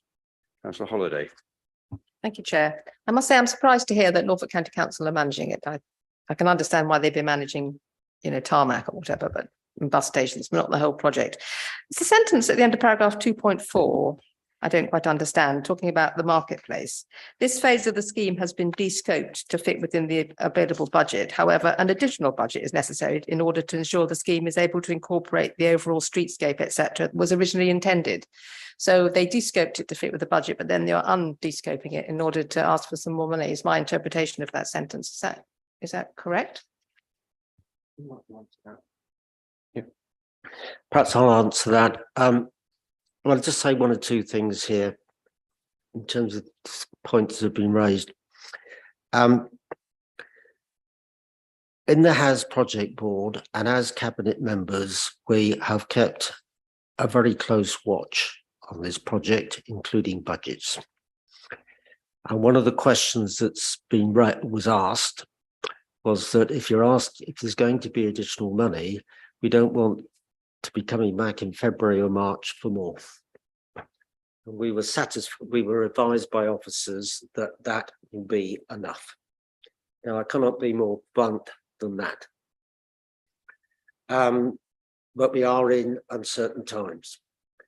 In terms of where we were in April or May, at that time, as cabinet members and as members of the project board, we did not have figures to suggest that there would be an overrun in April or May. We didn't have that information. And we weren't necessarily expecting it. But a lot has happened since April and May. In terms of the question that Councillor Halliday has asked, when this project was originally scoped, we were seeing whether we could also make improvements outside of Marketplace to the adjoining streets of Market Street and Church Street. And that's what the reference is there to the project being de-scoped. Because when we looked at that and we looked at the rising costs, that was not going to be possible.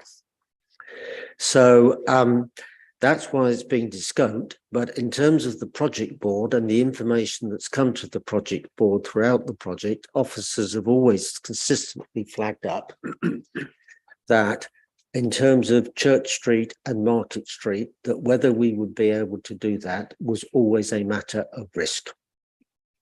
So we've been very consistent. So the additional sum is to finish off what is the central part of this project, or some of it, for Marketplace. So that's what the meaning is between some parts being de-scoped and what the additional sums are actually for. But I hope that provides the explanation.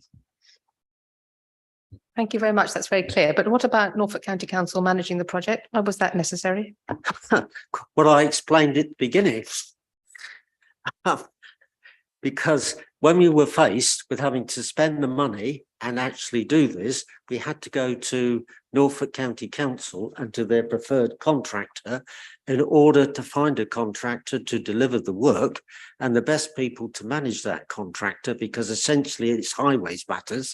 It's not a matter for officers of this district council. If you want specialist project managers, County Highways is the best people to do it. I don't know. I defer to my colleagues who are better project managers than I. Don't know whether that is correct or not. I apologise for not listening to every word you said at the beginning, Councillor Seward. Right, okay. And the one thing I will also say, because I just note this, and I note what Councillor Penfold has said about politics. I don't know what world at time Councillor Cushing has lived in. I worked in the private sector with massive great investment, and I've seen millions and millions of pounds of waste over projects. It's not something that's unique to the public sector and not to the private sector. That is completely wrong. Okay. Councillor Blathwaite. Yeah, I'd just like to say overall, from somebody in the east of the region, I look with envy at this project. But I would say, I'm not wishing to blow smoke up anybody's fundamental, that I have noticed that North Walsham is no longer a spot on the map which we drove past to go to the more gentrified souks and bazaars of the west of the area.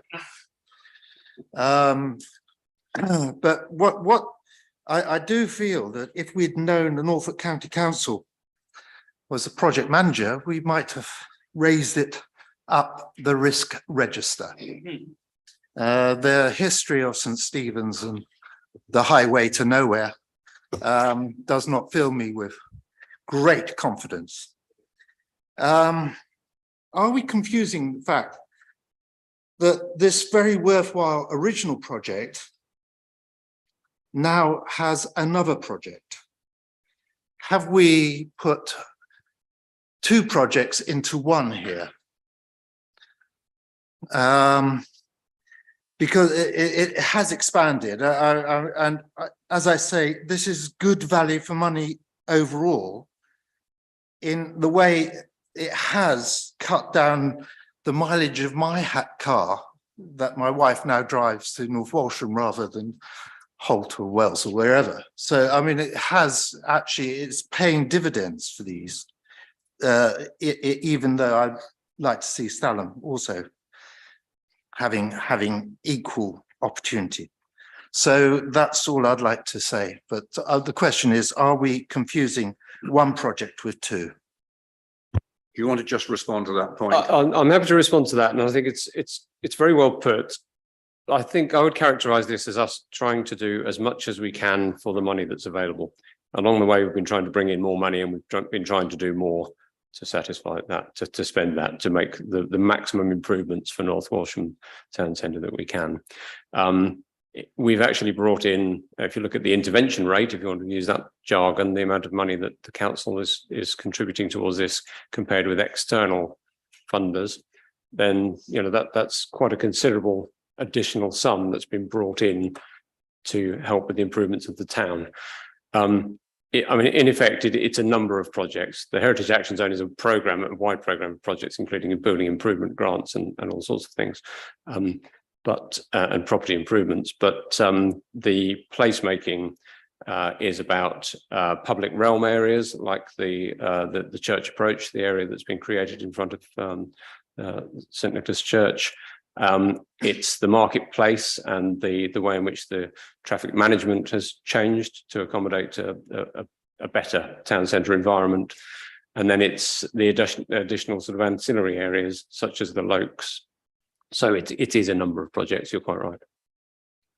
Okay, thank you for that. I've got three more questions. Councillor Penfold, Councillor Withington and Councillor Toy, and I would like to try and close at that point because I think we reach a conclusion about where this is going. So, Councillor Penfold. Yes, thank you, Chair. I just give it a bit of wider context. So I do a lot of freelance work involving the National Lottery Heritage Fund, and they at the moment are recommending on all projects a contingency of 20%. Plus an inflationary cost of 10% on all their projects. So just to give it that context, we may have fallen slightly foul there within our original estimation of 10% contingency on certain items. Obviously, that was low, given probably appropriate given the context of the times then. But now other funders, other projects are looking at 20% contingency and 10% inflation. So can I just to finally get my head around this, Officer Young, we are being asked to recommend this increase on works that are already scoped out in the marketplace and to the Lokes, and there's no more rescoping or creeping that the project might do anywhere else. Thank you. There's no more creeping in an expansive sense. There is some value engineering or de-scoping possibility should we need to. So for the Lokes, for example, we can do as much or as little as the budget allows. So those schemes haven't been, the final schemes for the Lokes haven't been designed and costed to that extent. So is there a danger when they are that the costs might be greater than we're being asked to provide now? No. Okay. Is there the possibility that they will be less and we won't spend the 400,000? Or are you saying you absolutely want to spend up to the max? I think it would be wise to spend up to the max, but it's possible to identify some further savings and do. I mean, that's why I referenced the potential for additional grants to create the garden area, for example. Which it is uncertain. We haven't identified a specific grant that could be available, but that might help us to either do more or save some money from this budget. Okay, thank you, Councillor Withington. Thank you, Chair. I'd just like to ask some clarification, really. So we have managed in this project, it would appear, to keep our cost increase within 16 to 8%, the construction costs, whereas compared to other projects around similar projects in Kings Lynn and other council projects has been higher than 48%. It would appear to me if we've managed to do that, I think there has been some effective management of this project. So I'd just like to have that clarified, please, that that is the correct, because obviously no one anticipated since April, May time that would be in such a different and challenging economic climate that we are currently in. And I'd go as far as to say as economic chaos. But if we have kept it to 16 to 8%, then I think that is an indication of good, effective management in this project where we have done that. So some clarification if possible, please. I can comment on what is considered to be the industry standard inflation rate for construction, which I was assured by our quantity surveyor only 2 weeks ago was identified as 12%, but most people in the industry think that's laughable because it's way above that in reality. It obviously depends on the nature of the work that you're undertaking and kinds of materials and where they're sourced from. So, you know, this budget increase is in excess of that. But again, it sort of relates to the scope. You know, we're not looking at a defined project. We've been sort of stretching and shrinking the project to fit the budget and the circumstances along the way. So I would say that I think it's been well managed, but I think it's been massively challenging, and that relates to the scope of the works, the nature of the sort of local reaction to the works, and you know, the budget challenges that we've had and the financial years that we've had to be constrained by. Okay, thank you. Councillor Toy. Again, Mr. Chairman, thank you for allowing me to speak because I don't sit on the committee, but I just wanted to hopefully clarify a few bits.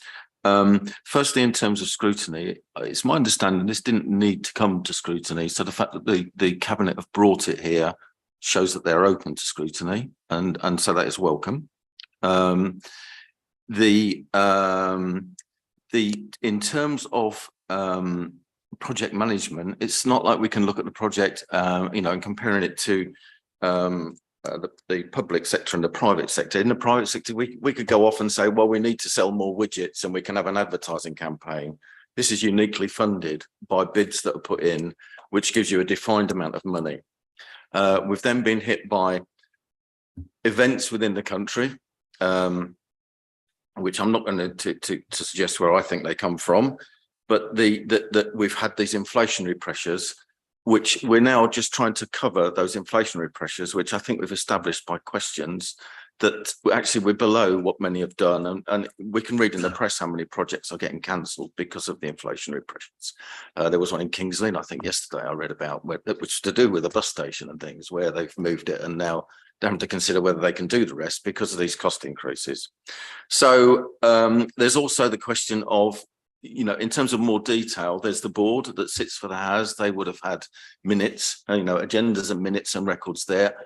I must confess, I don't know if it's been to GRAC in terms of governance, risk and audit. So that would be financial and risk management. So I don't know that. And so I confess I don't know that.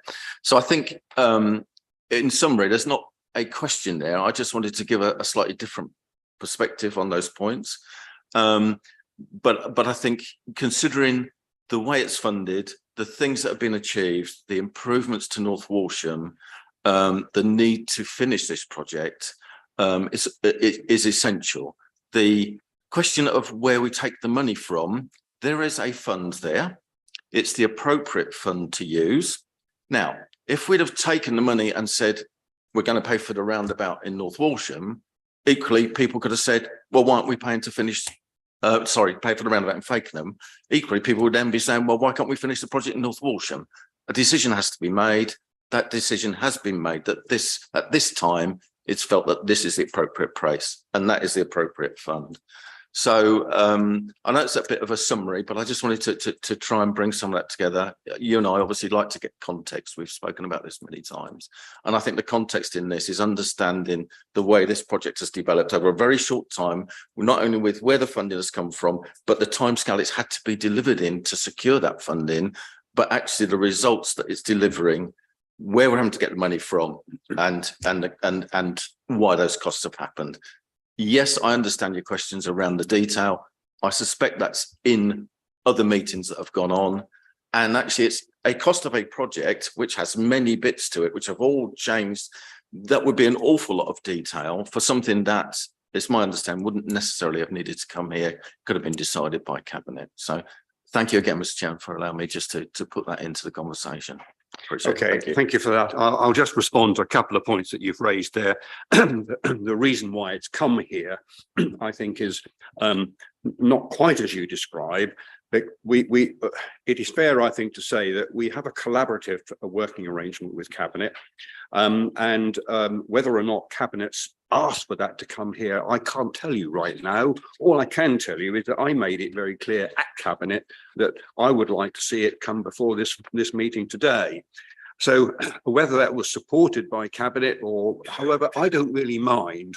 What I think we need to be very careful about here is that this is about scrutiny and justification. This isn't about challenging whether the project is good, bad, or indifferent in that way.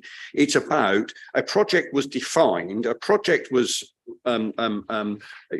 instigated and was being delivered. It's about how it's being delivered.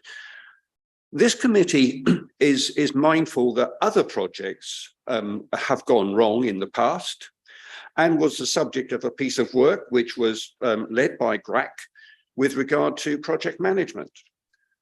So the wider interest that we have in this chamber right now is not just about the rights or wrongs behind this 400,000 and where it's coming from and is it being spent well, but there's a wider issue here about, is that model, is that template that was developed in GRAC robust? Has it been applied properly here? I don't know. I don't know the answers to those.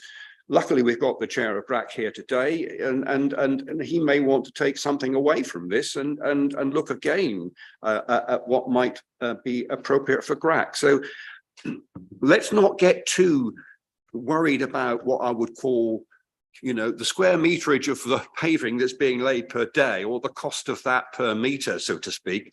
What we're after here is there justification so that we can be satisfied, so that we can argue on our own level of knowledge that this is justified.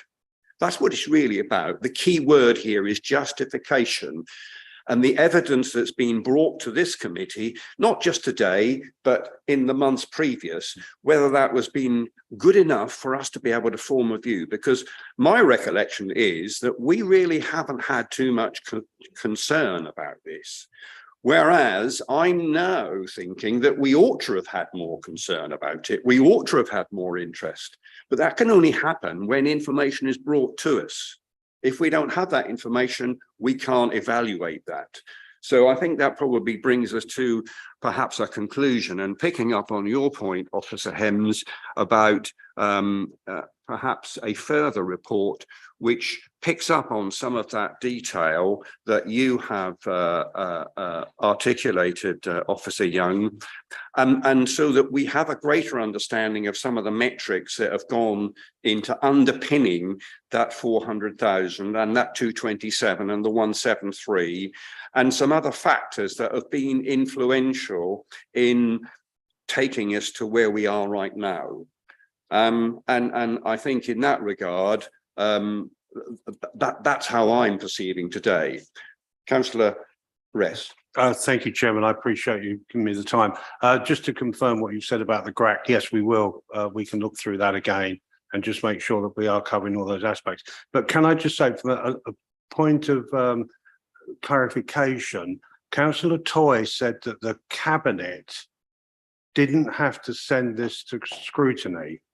I understood, and I may be wrong, that because this has to go to full council for the verification of the funding it does need to go to scrutiny, but I stand corrected if I'm wrong. Well, I'm getting nods of agreement from behind you from the Democratic Services Officer. So I think that's. Yeah, and I apologise if that's a misunderstanding, but yeah. But it is collaborative, as you say, Mr. Chairman, and the fact that you see it, and that scrutiny is welcome. Yes, that's right. So we have to answer for ourselves here. This committee has to answer for itself. And so in regard to how it handles this piece of business, I don't think that there's one of us probably in this room that would stand in the way of the decision being taken at full council. This is about us having a better understanding of what's behind this. And if we haven't got that today, then we need to have it another day. Is that?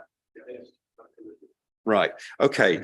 So I think in terms of the recommendation, to recommend to full council that 400,000 be allocated from the business rates retention reserve for the completion of the HAS placemaking scheme, I'm not detecting that we are resisting that. Is that correct?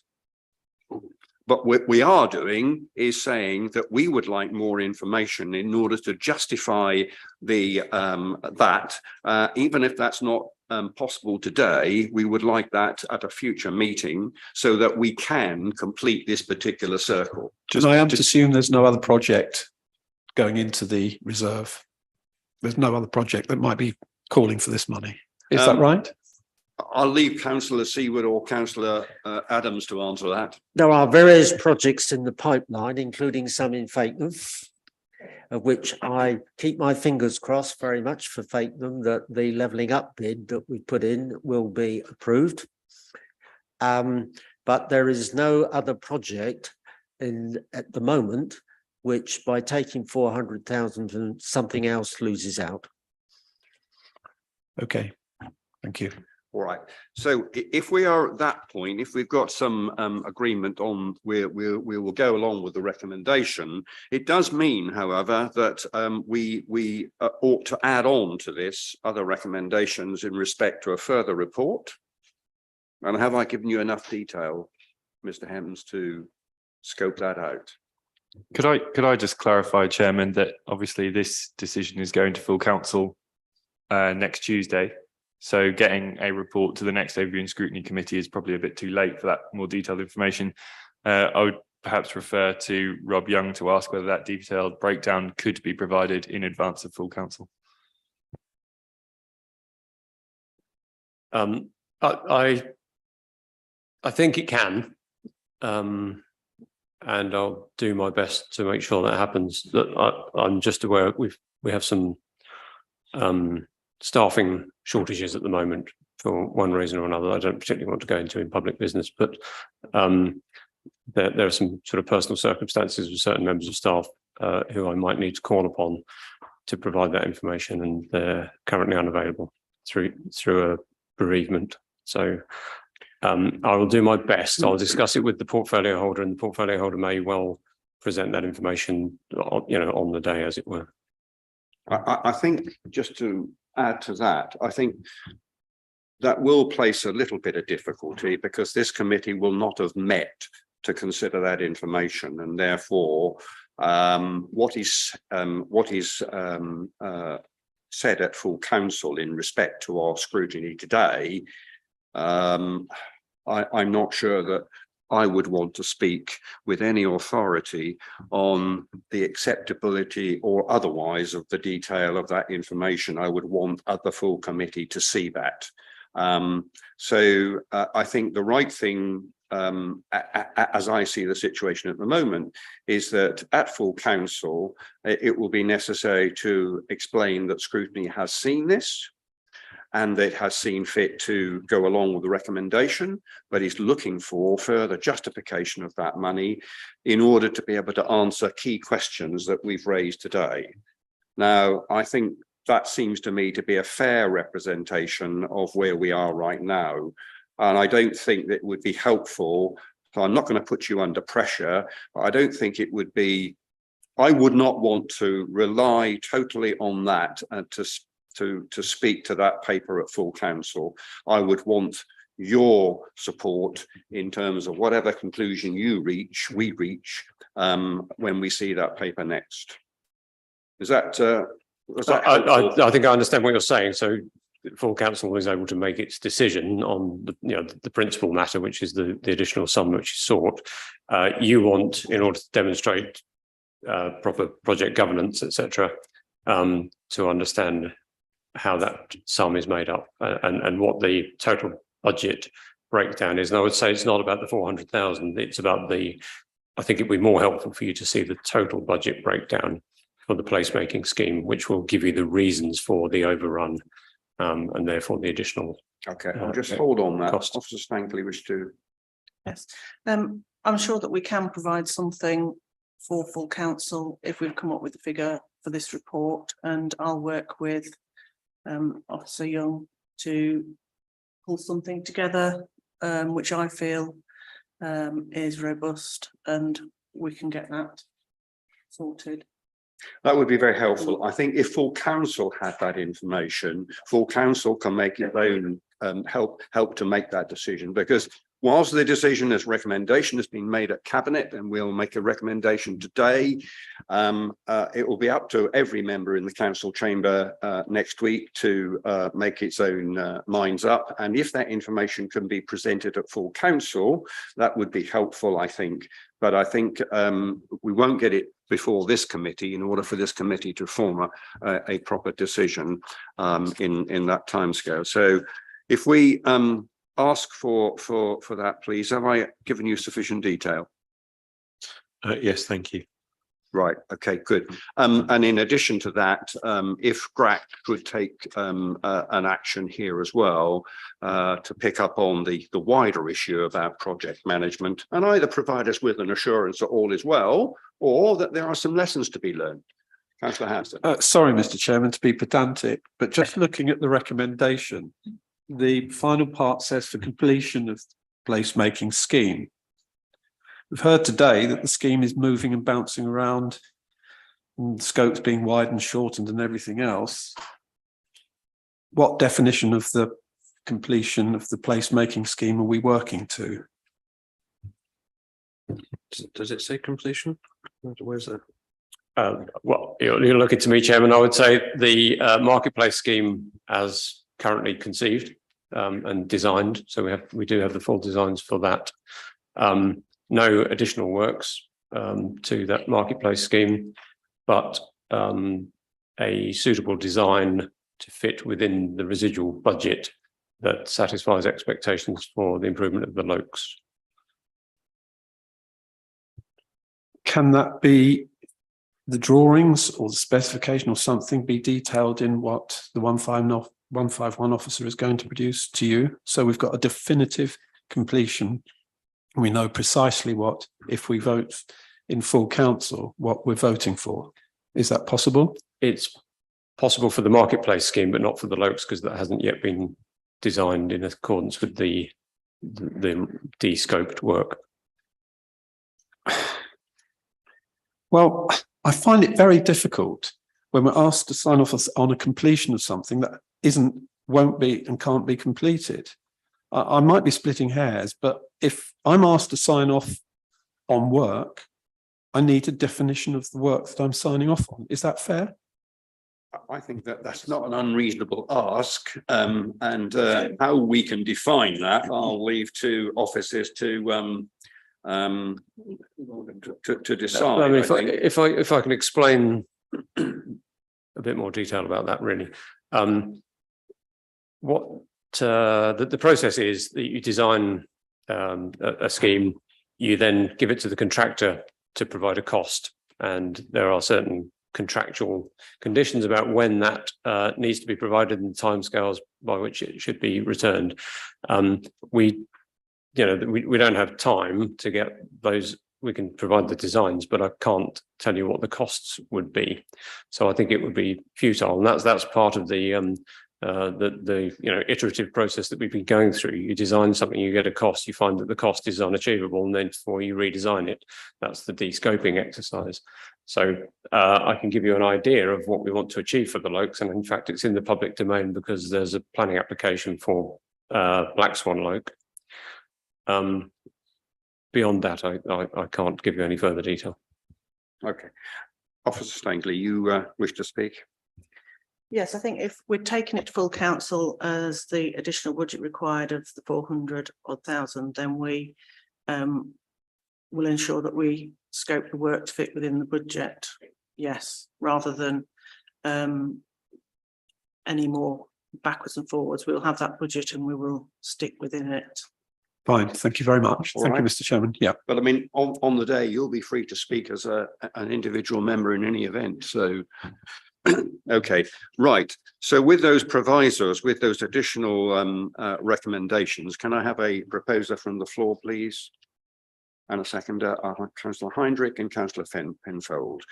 Can I have a show of hands then, please, to support that recommendation and the actions that will follow? Okay, thank you. Any against? Any abstentions?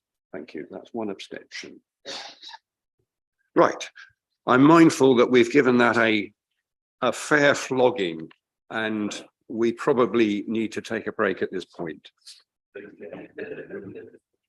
We'll break for 10 minutes. So if we resume at 5 minutes to 12, please, on that clock on the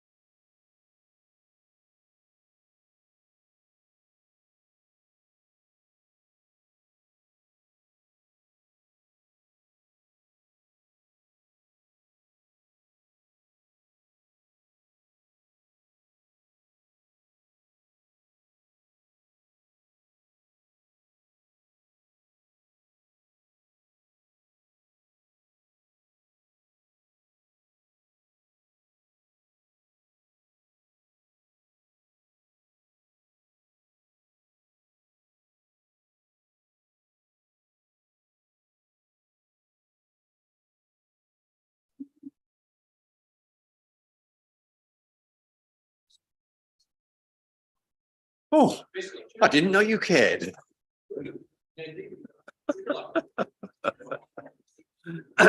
I can resist for now. I can resist for now. I may pay you a visit during the course of the meeting.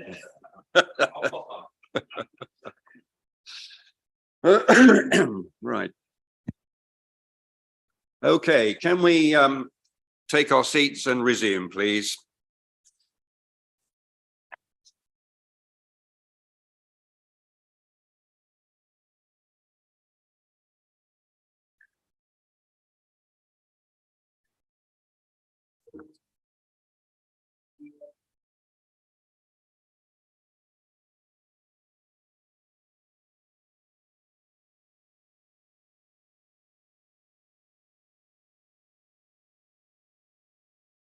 Right, okay, so that's item 14 completed. Moving on to item 15. That's managing performance for the quarter 2 of the 22-23 year. Councillor Adams. Thank you, Chairman. So obviously this managing performance report concerns some things that seem quite a long time ago now, it's fair to say.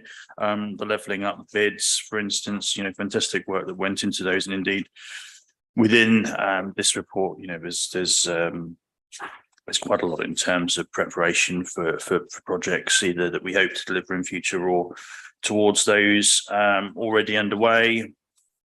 As you know, some challenges around telephone answering times, where we've seen a peak in demand and I suppose less in supply in terms of the staff members we've had to deliver that. That has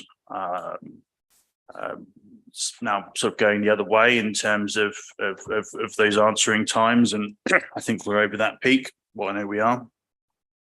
So a bit of challenge there, but it's moving in the right direction. I don't necessarily have a lot more to say. I mean, obviously, there's some affordable home delivery in here. That might be a surprise to you. That was an existing development in South Reps, approved, of course, before the unwelcome advent of nutrient neutrality. But we've, of course, got good delivery of affordable housing besides that overwhelming challenge, really, that Norfolk faces as a whole. I don't have anything more to say. Thank you, Chairman. Okay, thank you for that. Questions then? Councillor Holliday. I noticed there's quite a lot of discussion in the customer focus about the problems with Serco and the telephony issues, but and there I think there are 28% of the delivery plan actions are amber, but there are 25% in the financial sustainability and growth section that are amber, and there's no discussion about that at all in the executive summary, and I wondered if that could be clarified for me. So sorry, am I butting in? First of all, the demand around telephone calls related to Serco missed bin collections has reduced significantly to the point where it's not, a great pressure on the service at the moment. That said, of course, customer service team have done a brilliant job in terms of answering many queries, and I'm sure there might be some more around Christmas with the change in bin dates. Victoria, can you highlight which ones you are talking about, particularly in terms of the amber? I was just looking at the summary actually, but if you look at, I can do that later in the written, but I can't do it now unless you want me to riffle through. It's just obviously it's a bit difficult to deal with obviously there are different reasons why you might have an amber. These are projects that are or items that are being delivered in different way. I mean, the first one I've landed on scrolling through is the Fakenham roundabout, and obviously the issues there with inflation been noted. Things change as we move along. Albeit, it's still our intention to try and, well, in this case, assist towards the delivery or deliver those items. There's not actually much detail on the amber action points in the report here, so I wouldn't be able to further clarify my question. I'd like more detail from the officers or from the other councillors about why they're amber. The information isn't in this report. Can I also mention in phase? And if you look at the customer service data on in phase, if you look at the service level percentage, for example, for the last period, it is 62.8%. That's the number of calls answered, which is going down actually. And if you look at the number of actual calls, that's about stable. So you wouldn't expect the numbers of our number of calls being not answered being so high. There's quite a lot of data in phase, which I had actually requested to be incorporated into the performance report, because as I'm always saying, you have to look at other sources of data to actually corroborate the data that were presented in the performance report. And I know that the periods are different and the actual quantification is different, but it does give you another element of looking at the subjective amber, red and green that have been decided by somebody else. So I would just like to point out that in phase, the picture doesn't look so happy. Thank you very much. Okay, thank you. Right, any other questions? No? Oh, Councillor House. Yeah, sorry, Mr. Chairman. I just noticed, excuse me, in the flicking black staff shortage pressure. I think it was planning, sorry, it takes a bit of time just to whip work. Yes, on page 131, we've got two red triangles on workload pressures from staff shortages. I just wondered what sort of recruiting situation is and what's sort of precipitating the staff shortages, really. Sorry, Nigel, can you confirm the page? You page 131. Yeah, 131, Tim. There's the two top and bottom items. I don't know if my page number is aligned with yours, which isn't making it Oh, easy. sorry, I do page apologize. 10 and 131. 131 in the pack and page 10 of the actual agenda yeah. item. Okay, I found it. Yeah. So yeah, we first of all, the de-risking options, there is some work in terms of how we're delivering that at the moment. And you know, it's not easy when you've got, you know, the issues with nutrient neutrality and others that are putting pressure into that mix as well. But obviously, you know, recruitment, which I think you asked, a bit separate from this, to be honest with you. But you know, there's a recruitment issue across the local government sector in planning. That said, I do think we're in an okay place compared to some local authorities, you know, in terms of our planning delivery. This is obviously, you know, a strategy in terms of de-risking. And as you can see, I think on the following page, the community-led organisations, there's more we want to do. Obviously in the housing area, it's lots of different constituent parts. So it's been difficult to deliver all of that, but there is work to commence there at the moment. Okay. Fine. That's right. Thank you, Mr. Chairman. That's fine. Thank you. Councillor Brown. Maybe to help slightly here, Mr. Chairman, the Planning Service Improvement Plan has recently finished its consultation period. I think it was at the end of November. This has been looked at, brought forward in the new year, and part of that plan will look at improving access for affordable housing providers in the planning process to assist the more, as it were, efficient delivery of affordable homes in the district. So that's the vehicle that we've chosen to adopt in the planning department to look at this, along with other aspects of our planning service. But we're absolutely determined to make our service delivery more efficient. We are recruiting across several sectors in the planning department, and we hope to fill outstanding positions fairly soon. Okay, thank you. A bit more detail for you. Councillor Cushing. Thank you, Mr. Chairman. Can I actually ask on page also 131 about the Fakenham roundabout, and what is the latest progress in securing additional funding for that? Christopher, I believe we will get an update this week, but that said, I don't think it's that substantial. I think, you know, this sources of funding essentially is the issue, and you know, costings for the project itself. I will try and ensure you get a written update. I think that's probably the best thing. I appreciate, you know, your anxiety over this issue. I think it's one we all share and we want to see delivered, not least, you know, because besides obviously, you know, the roundabout, lots of affordable homes hinge on this issue.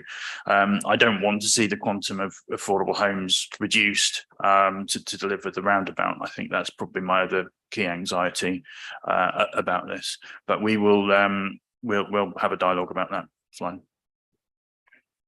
I think the wider picture here is that if I've got it right, it seems to me that unless we solve that problem, we're going to be stymied in delivering 900 homes. Yeah, absolutely. Of whatever kind. Yeah.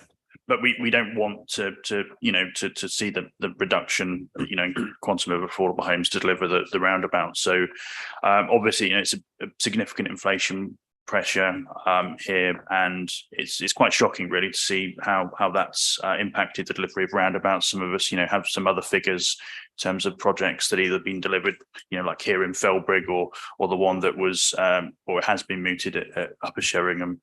And we've seen those expand and grow in recent years, and that's been quite disappointing. But you know, appreciate these are large projects, and there are significant costs for the Highways Authority in delivering them. Of course, we're not that authority, but we are hoping to support the delivery of such infrastructure.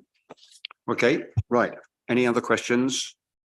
Are you content then to note this report and endorse the actions being taken by corporate leadership team? Those then detailed in Appendix A, and the Cabinet asks for further information or action where they consider it necessary regarding the performance outlined in Appendix A. Are you happy to note that? Any dissenting? No. Okay, thank you very much indeed. Moving on then to item 16, which is again performance.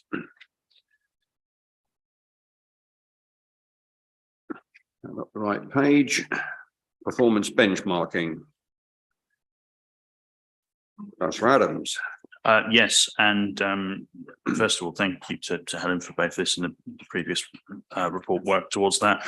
As you can see, you know, comparing us to our nearest neighbours, not geographically, but in a sense of the authorities that are considered similar. You know, the council tax non-collection rate is lower, and I believe our non-domestic rate is sort of off the chart in terms of good delivery, lower vacant dwellings, etc. And despite, as I said earlier on, the issues with nutrient neutrality, higher affordable home delivery. Pleased with what's being achieved with planning performance. I think it's sort of highlighted here, but obviously we aspire to continue to develop that area. The exception worth pointing out is of course around benefits, change of circumstances, which I think we've talked about in previous meetings. And just to sort of draw your attention to the latest in-phase data really, which shows what a significant amount of work that team have been doing to address that issue. I believe it's now down to 12 days, which is certainly within the target, I think, which is 14, correct me if I'm wrong. And you know, aspirations to improve on that as well. So you know, that team have been under extraordinary pressure, and I think they've done a magnificent job in addressing that. So that I think will put us in good stead in terms of future reports. That's all from me, Chairman. Thank you. Okay, thank you. Any questions? Councillor Holliday. I was going to point out the time to process housing benefit change, which is the worst in our group, and we're the fourth worst in terms of household waste recycled. And I always bring that up, and I'm always told it's because we don't do food waste. Now, do we know that's absolutely 100% sure that all these other chaps in our comparison group do have food waste collection? Because that shouldn't be used as an excuse if it's not 100% correct. So, well, first of all, I've you know, sort of covered the benefit changes, and you know that really will be in a very good position moving forward, as long as we manage to keep within the targets, except of course that it's not been within those, but there have been all sorts of pressures, and I think the team have done very well to address them. In terms of percentage of household waste recycling, I suppose just to draw your attention to the nearest neighbour, if you like, that's Kings Lynn. You know, it's similar across Norfolk. Sadly, it's not an area where Norfolk performs well. And correct me if I'm wrong here, Steve, but where there's food waste or non-food waste, I think Norfolk has really got to pull its socks up in terms of the recycling percentage. It's not something that you know, I think we perhaps as residents as well as councils are doing. There's lots of contamination, etc. And obviously there are, you know, initiatives to increase percentage such as food waste, which of course the council you know, expects to deliver in future, subject to the additional burdens funding being delivered. We don't know where that is at the moment. That's a matter for government. Also small electrical items and home collection, which is something that we hope would be delivered next year. So that's our own position. I think we've got more to do in terms of communications. It's something that I hope we can do in terms of sending a member of our communications team over to the materials recycling, is that the correct term? Materials recycling facility early next year to talk or demonstrate what happens there. It's obviously in all of our interest financially to recycle as well, but I think we can do more and more. I recently dealt with a complaint actually from a resident of a housing association where they had communal bins, and they were concerned about the level of contamination in those recycling bins, and our team spoke to the housing association provider to try and get some leaflets out to those residents. So I think there are cases, where that sort of work needs to occur as well. But perhaps there's a role for us all here as members as well. Thank you. Okay, thank you.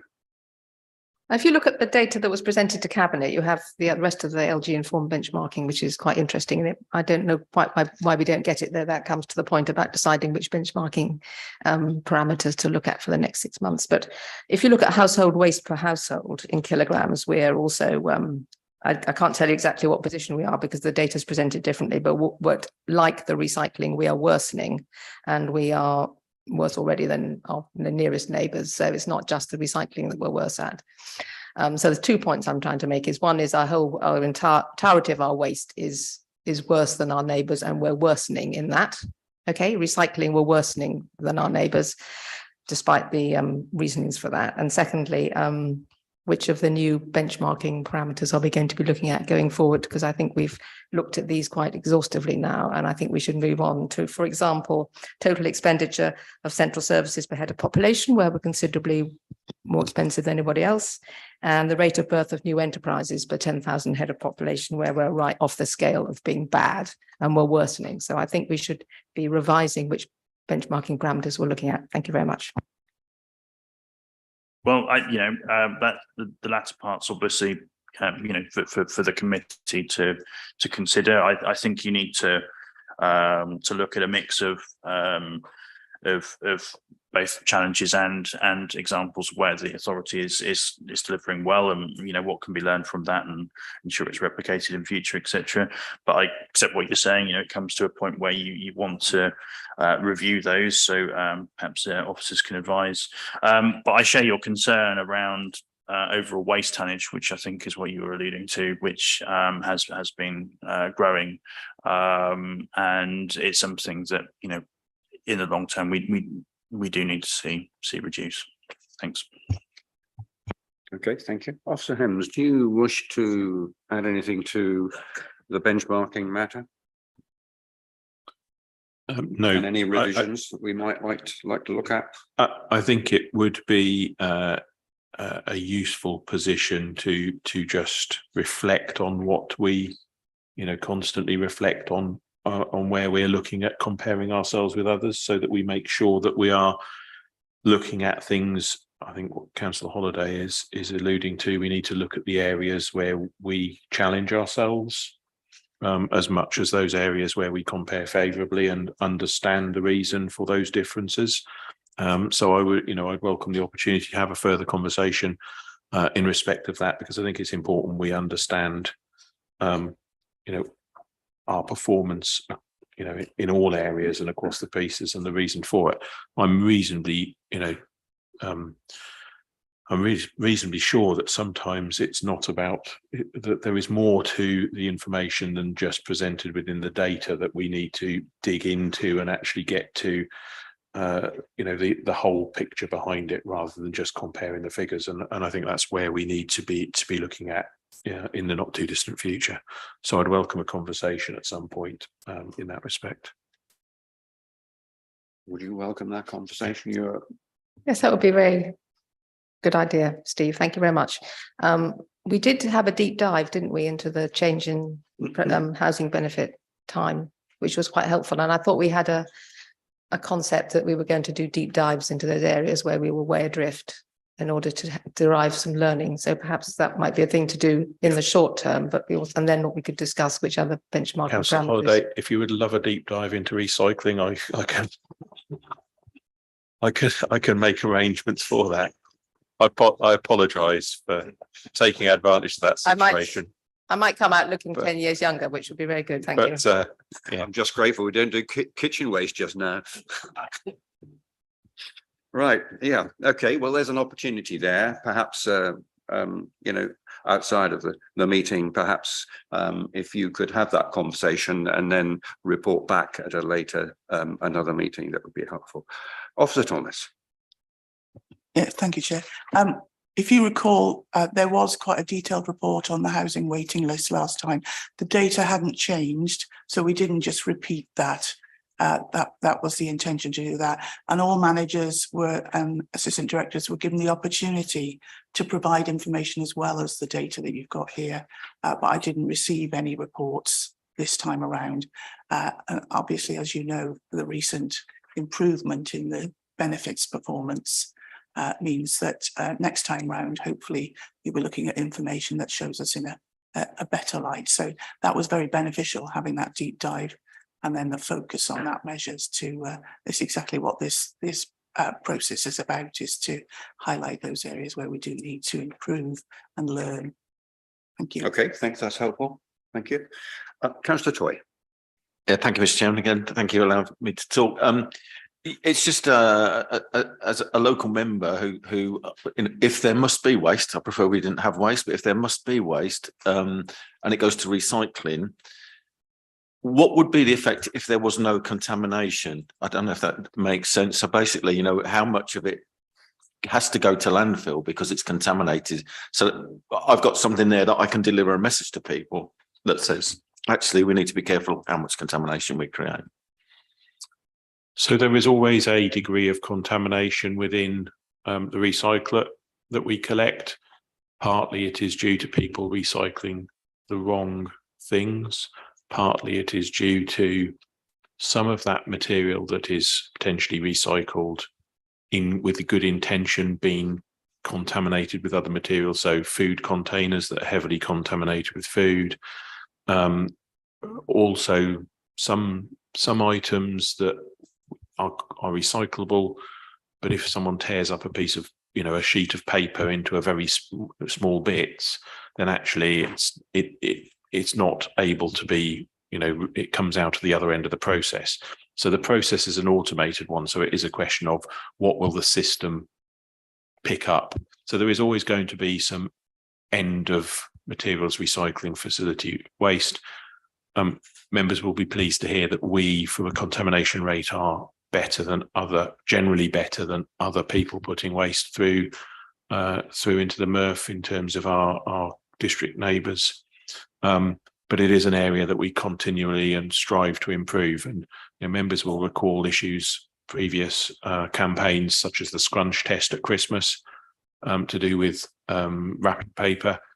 because effectively a lot of wrapping paper that was coming through couldn't be recycled for various reasons because it was foil and so that there are times when we get poorer positions, but you'd be amazed at what goes through into the materials recycling facility. Textiles, dirty nappies is a very regular one, which clearly aren't recyclable. So there is a piece of work that is done continuously through the Norfolk Waste Partnership, which is the districts and the county working together. There is a strong communication presence on that. I think in terms of the information that comes out of those members, it would be really useful for members to be aware, and we'll make sure you are aware of those so you can support those campaigns when they're coming forward. But generally that constant message of recycle all that you can, recycle the right things, and effectively the sort of clean and loose material is one that's important for us to keep pushing through to our residents so that we can maximize the amount that we collect, because there is also a lot of material that goes into our residual bins that could be recycled, and also the contamination that goes into those bins into the recycled material. Thank you. Can I just say that it's worth going, if you've not been to the MRF at Cossey, it's really worth a visit, because you'll learn a lot from that question that you've asked.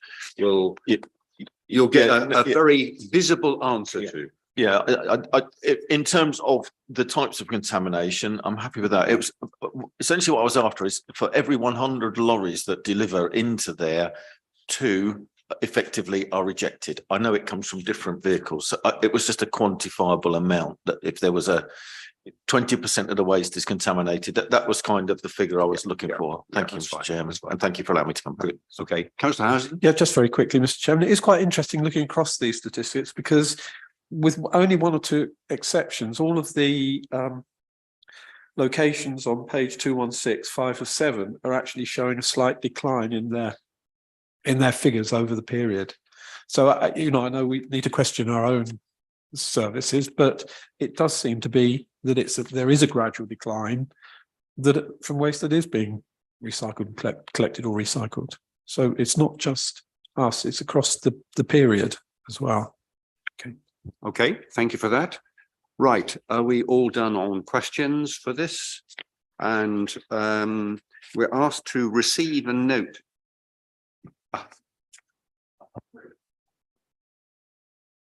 If Matt could bring up the report that shows all of the measures that Councillor Holliday mentioned, you can then do the second part of the recommendation and pick the ones you want to see in future. They can be brought up on screen for you to see. Okay.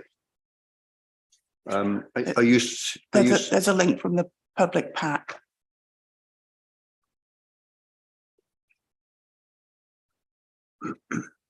Could anyone help me by telling me what page that is before I get there? Yes.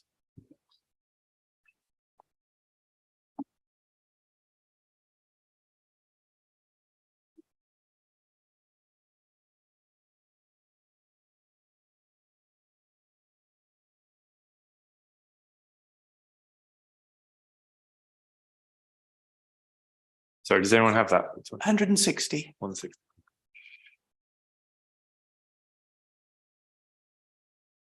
That blue link there below the table. The LG Inform one? No, the one above it. Yeah.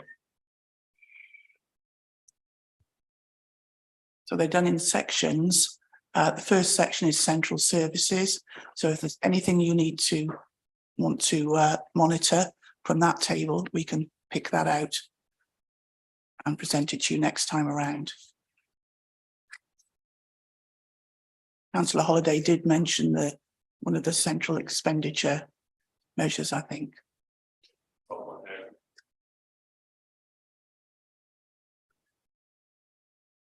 Okay. So it's for members to say, yes, I want to see this one, and then we can move on to the next set. Is there anything from that set that anybody wants to see?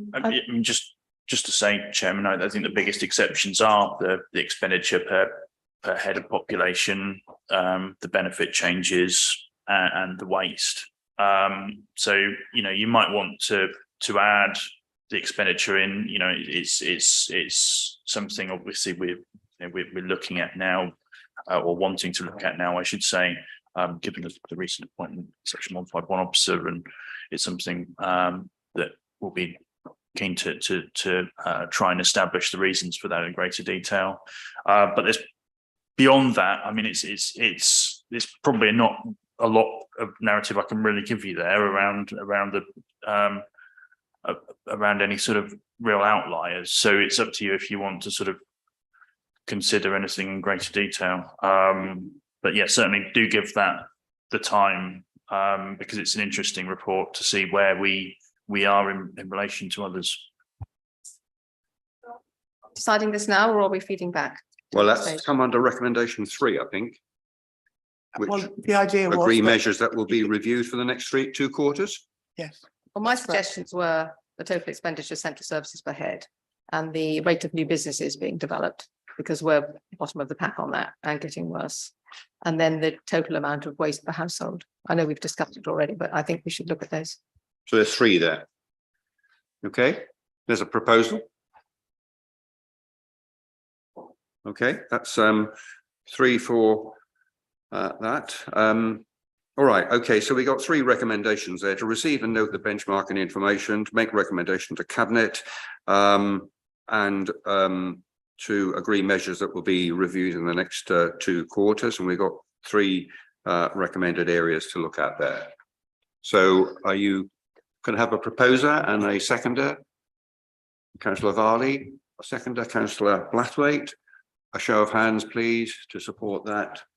Thank you very much indeed. Right. Helen, sorry, apologies. Could I just clarify, with those 3 new measures that have been now approved for inclusion, do they need to replace other measures, or can they be in addition? I was just about to put my hand up to say, are there any in the current list that you're happy that you don't need to see any more? Councillor Holliday. I don't think we need to see the planning application percentages, because we're good on those. I do think we need to continue to see households on the waiting list, because that's a very high number. Council tax non-collection rates we're good at. So I think we should continue to review the ones that are amber or red on this list here. Chairman, if I can intervene, I'm just wondering whether it would be sensible to keep an eye on the planning applications given the planning service improvement plan. Whilst that's it. You know, you might not want to look at it in any detail, but I just think it would be helpful for the council as a whole to continue to sort of scrutinise that. That's my own view. No, I think that's got merit, because it's a topic that's on the go, certainly for this committee as well. So there would be logic in doing that. Okay, so subject to that clarification, are you comfortable with that? Yeah, I think we've got what we need there, and I think Helen's taken note of that as well. Yeah. Righty ho. Okay, then moving on to item 17. It's the enforcement update for December 22. And Councillor Brown. No. He had to go in because his interest. He had an interest in this item, so he has to leave. Yeah, so, absolutely. Well, yeah, so- well remembered. It's been a long time since then. You had even longer than me, Mr. Rowson. Unless you see otherwise, Chairman, I think we take it as read. I'll be happy to answer any questions. Okay.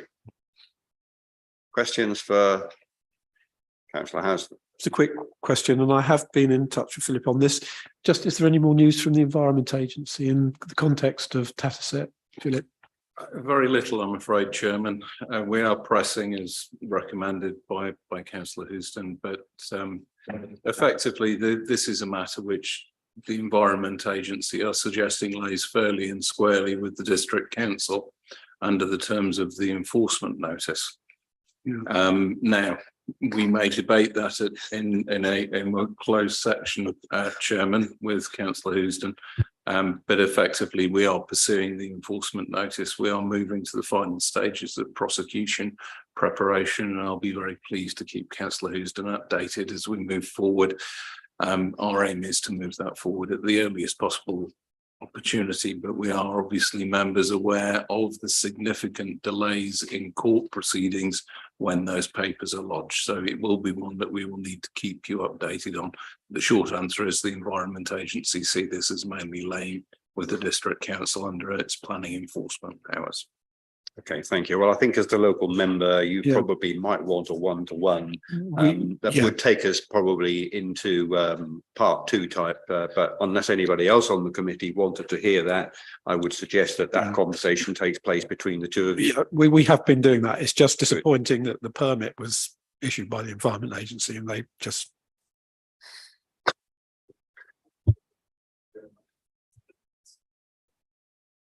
Thank you. All right, so, okay. Any other questions for Mr. Rosen on planning enforcement? No? Okay, so we are required to note and the continued progress of the enforcement board and the combined enforcement team. Are you content to do that? I see no dissenters on that. Right, okay, thank you. Moving to 18, Cabinet Work Programme. Yep, I will just note that I've put these in advance of the Shanex report there, just in case anyone does wish to move into private business to discuss the exempt appendix of that report. So we can deal with this first and not have to move back into public session. But moving to the Cabinet Work Programme, if I just bring that up. Things to note in January, something enormous of note is the Coastal Transition Accelerator Programme. That is, a massive project for the council going forward, and I expect that we may have interest in that project as a committee. I don't think we have the power to really influence that, but certainly if it doesn't come to the committee, then perhaps we could ask or request a briefing on that so members can better understand what that is and what that means for the council and what it hopes to achieve. Other than that, note that there's something on there with regards to the improving EPC ratings. So works on one of our properties. And then, of course, we move into the budget setting process. We'll see that for pre-scrutiny first in January, and then it would go to Cabinet in February. That's everything from the Cabinet Work Programme. I'm okay to move on to the overview scrutiny one. Yes, indeed. 19. So a few things to note here. As I just mentioned, we will have the draft medium-term financial strategy and base budget in January. In addition to that, we are finally fully expecting to receive the project overview of the Reef Leisure Centre project. We're also going to receive that car parking revenue report, which was deferred today. We do have a High Streets and Heritage Action Zone project monitoring report expected in January. That could be a good opportunity to bring back discussion about the detail that was requested today. So I'll leave that on there for discussion with the chairman, vice chair in advance of producing the January agenda. Just going beyond that into February, I note that we're bringing Serco back in February, and I think we have seen a lot of improvements in direction of travel with service there. And again, going back to something just mentioned, the planning service improvement plan and action plan is due to come to committee in February. Okay, thank you. Any questions on either of those? Sorry, Mr. Chairman. Yeah, I thought the sharing in leisure was coming to this meeting. I know it's not, obviously, but I thought it was scheduled for this ONS. So that was something we had on our work programme for a long time, and I think Steve Blatch at the last meeting gave an explanation as to why that was being delayed. I think the report is now complete and it's just being commented on by CLT with some clarifications, and we are fully expecting that in January. On its way. Okay, thank you. Chair, right, are you? Chair, sorry, me again. Yes. It's been pointed out to a car park report is, I was just going to mention, the deadline for the ONS meeting in January is the 3rd of January, which means that obviously the office shuts down on the lunchtime on the 23rd. That gives 4 to 5 days for that report to be produced, including the addition of that expenditure data. Now, I think the income data is there, but the expenditure data would be so I need to find out whether there is that opportunity to get the officers to produce both elements of that report by effectively the 21st, 22nd of this month, which is clearly next week.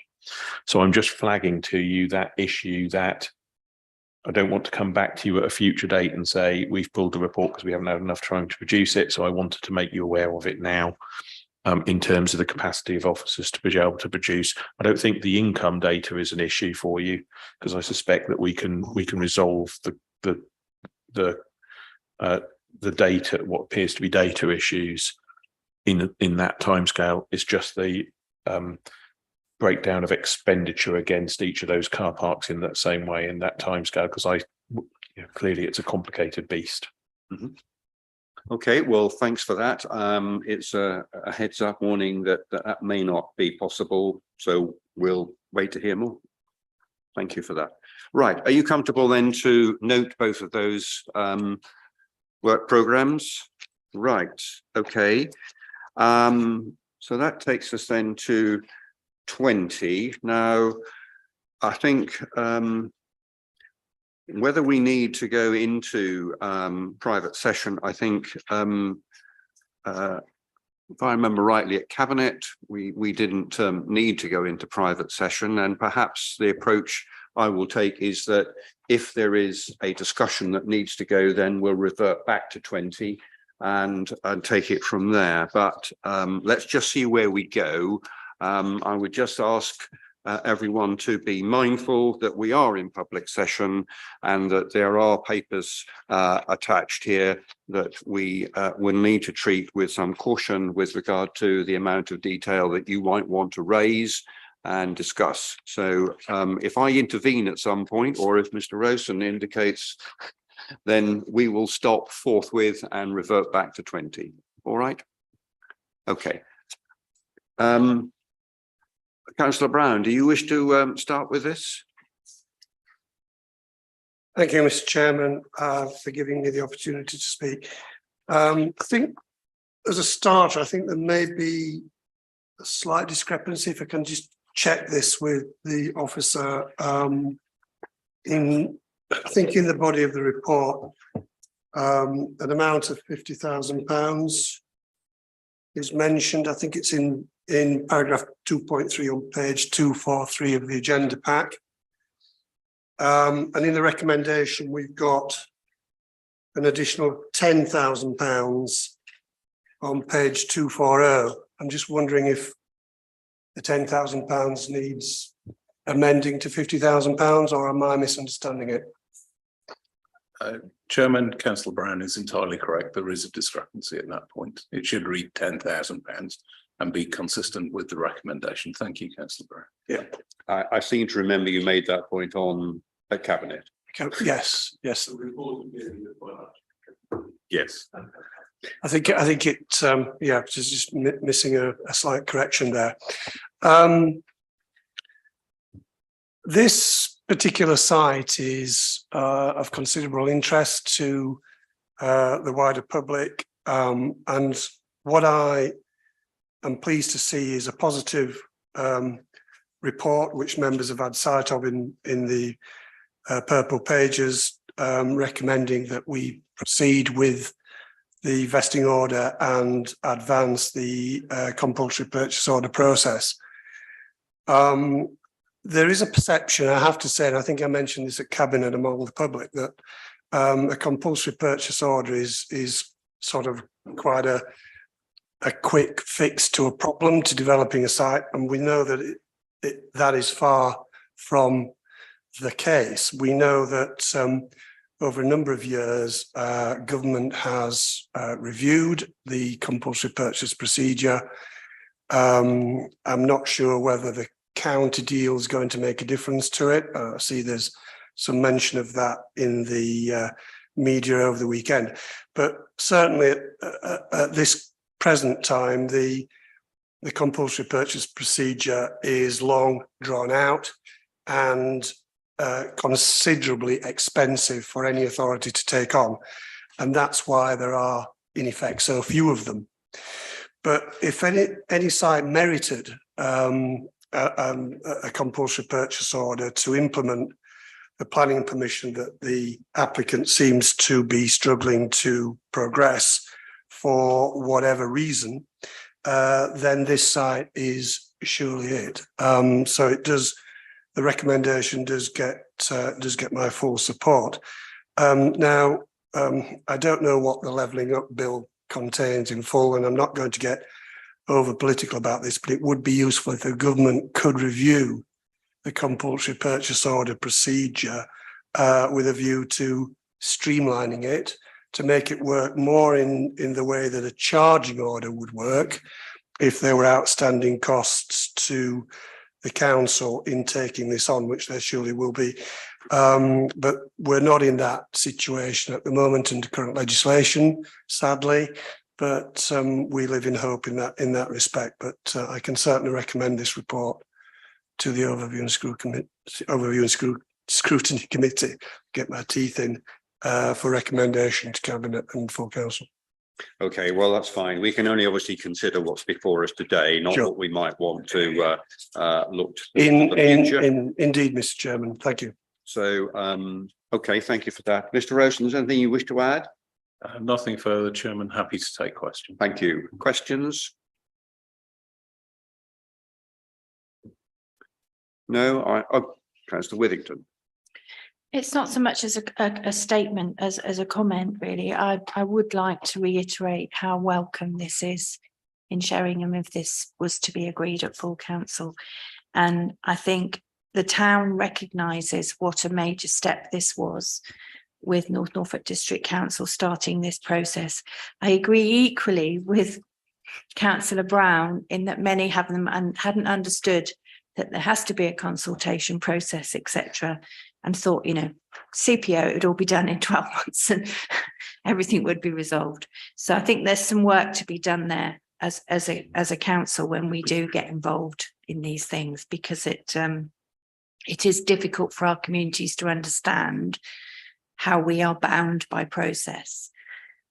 So I very much hope that this report is accepted by people, because it's very much what the people in Sheringham want to see.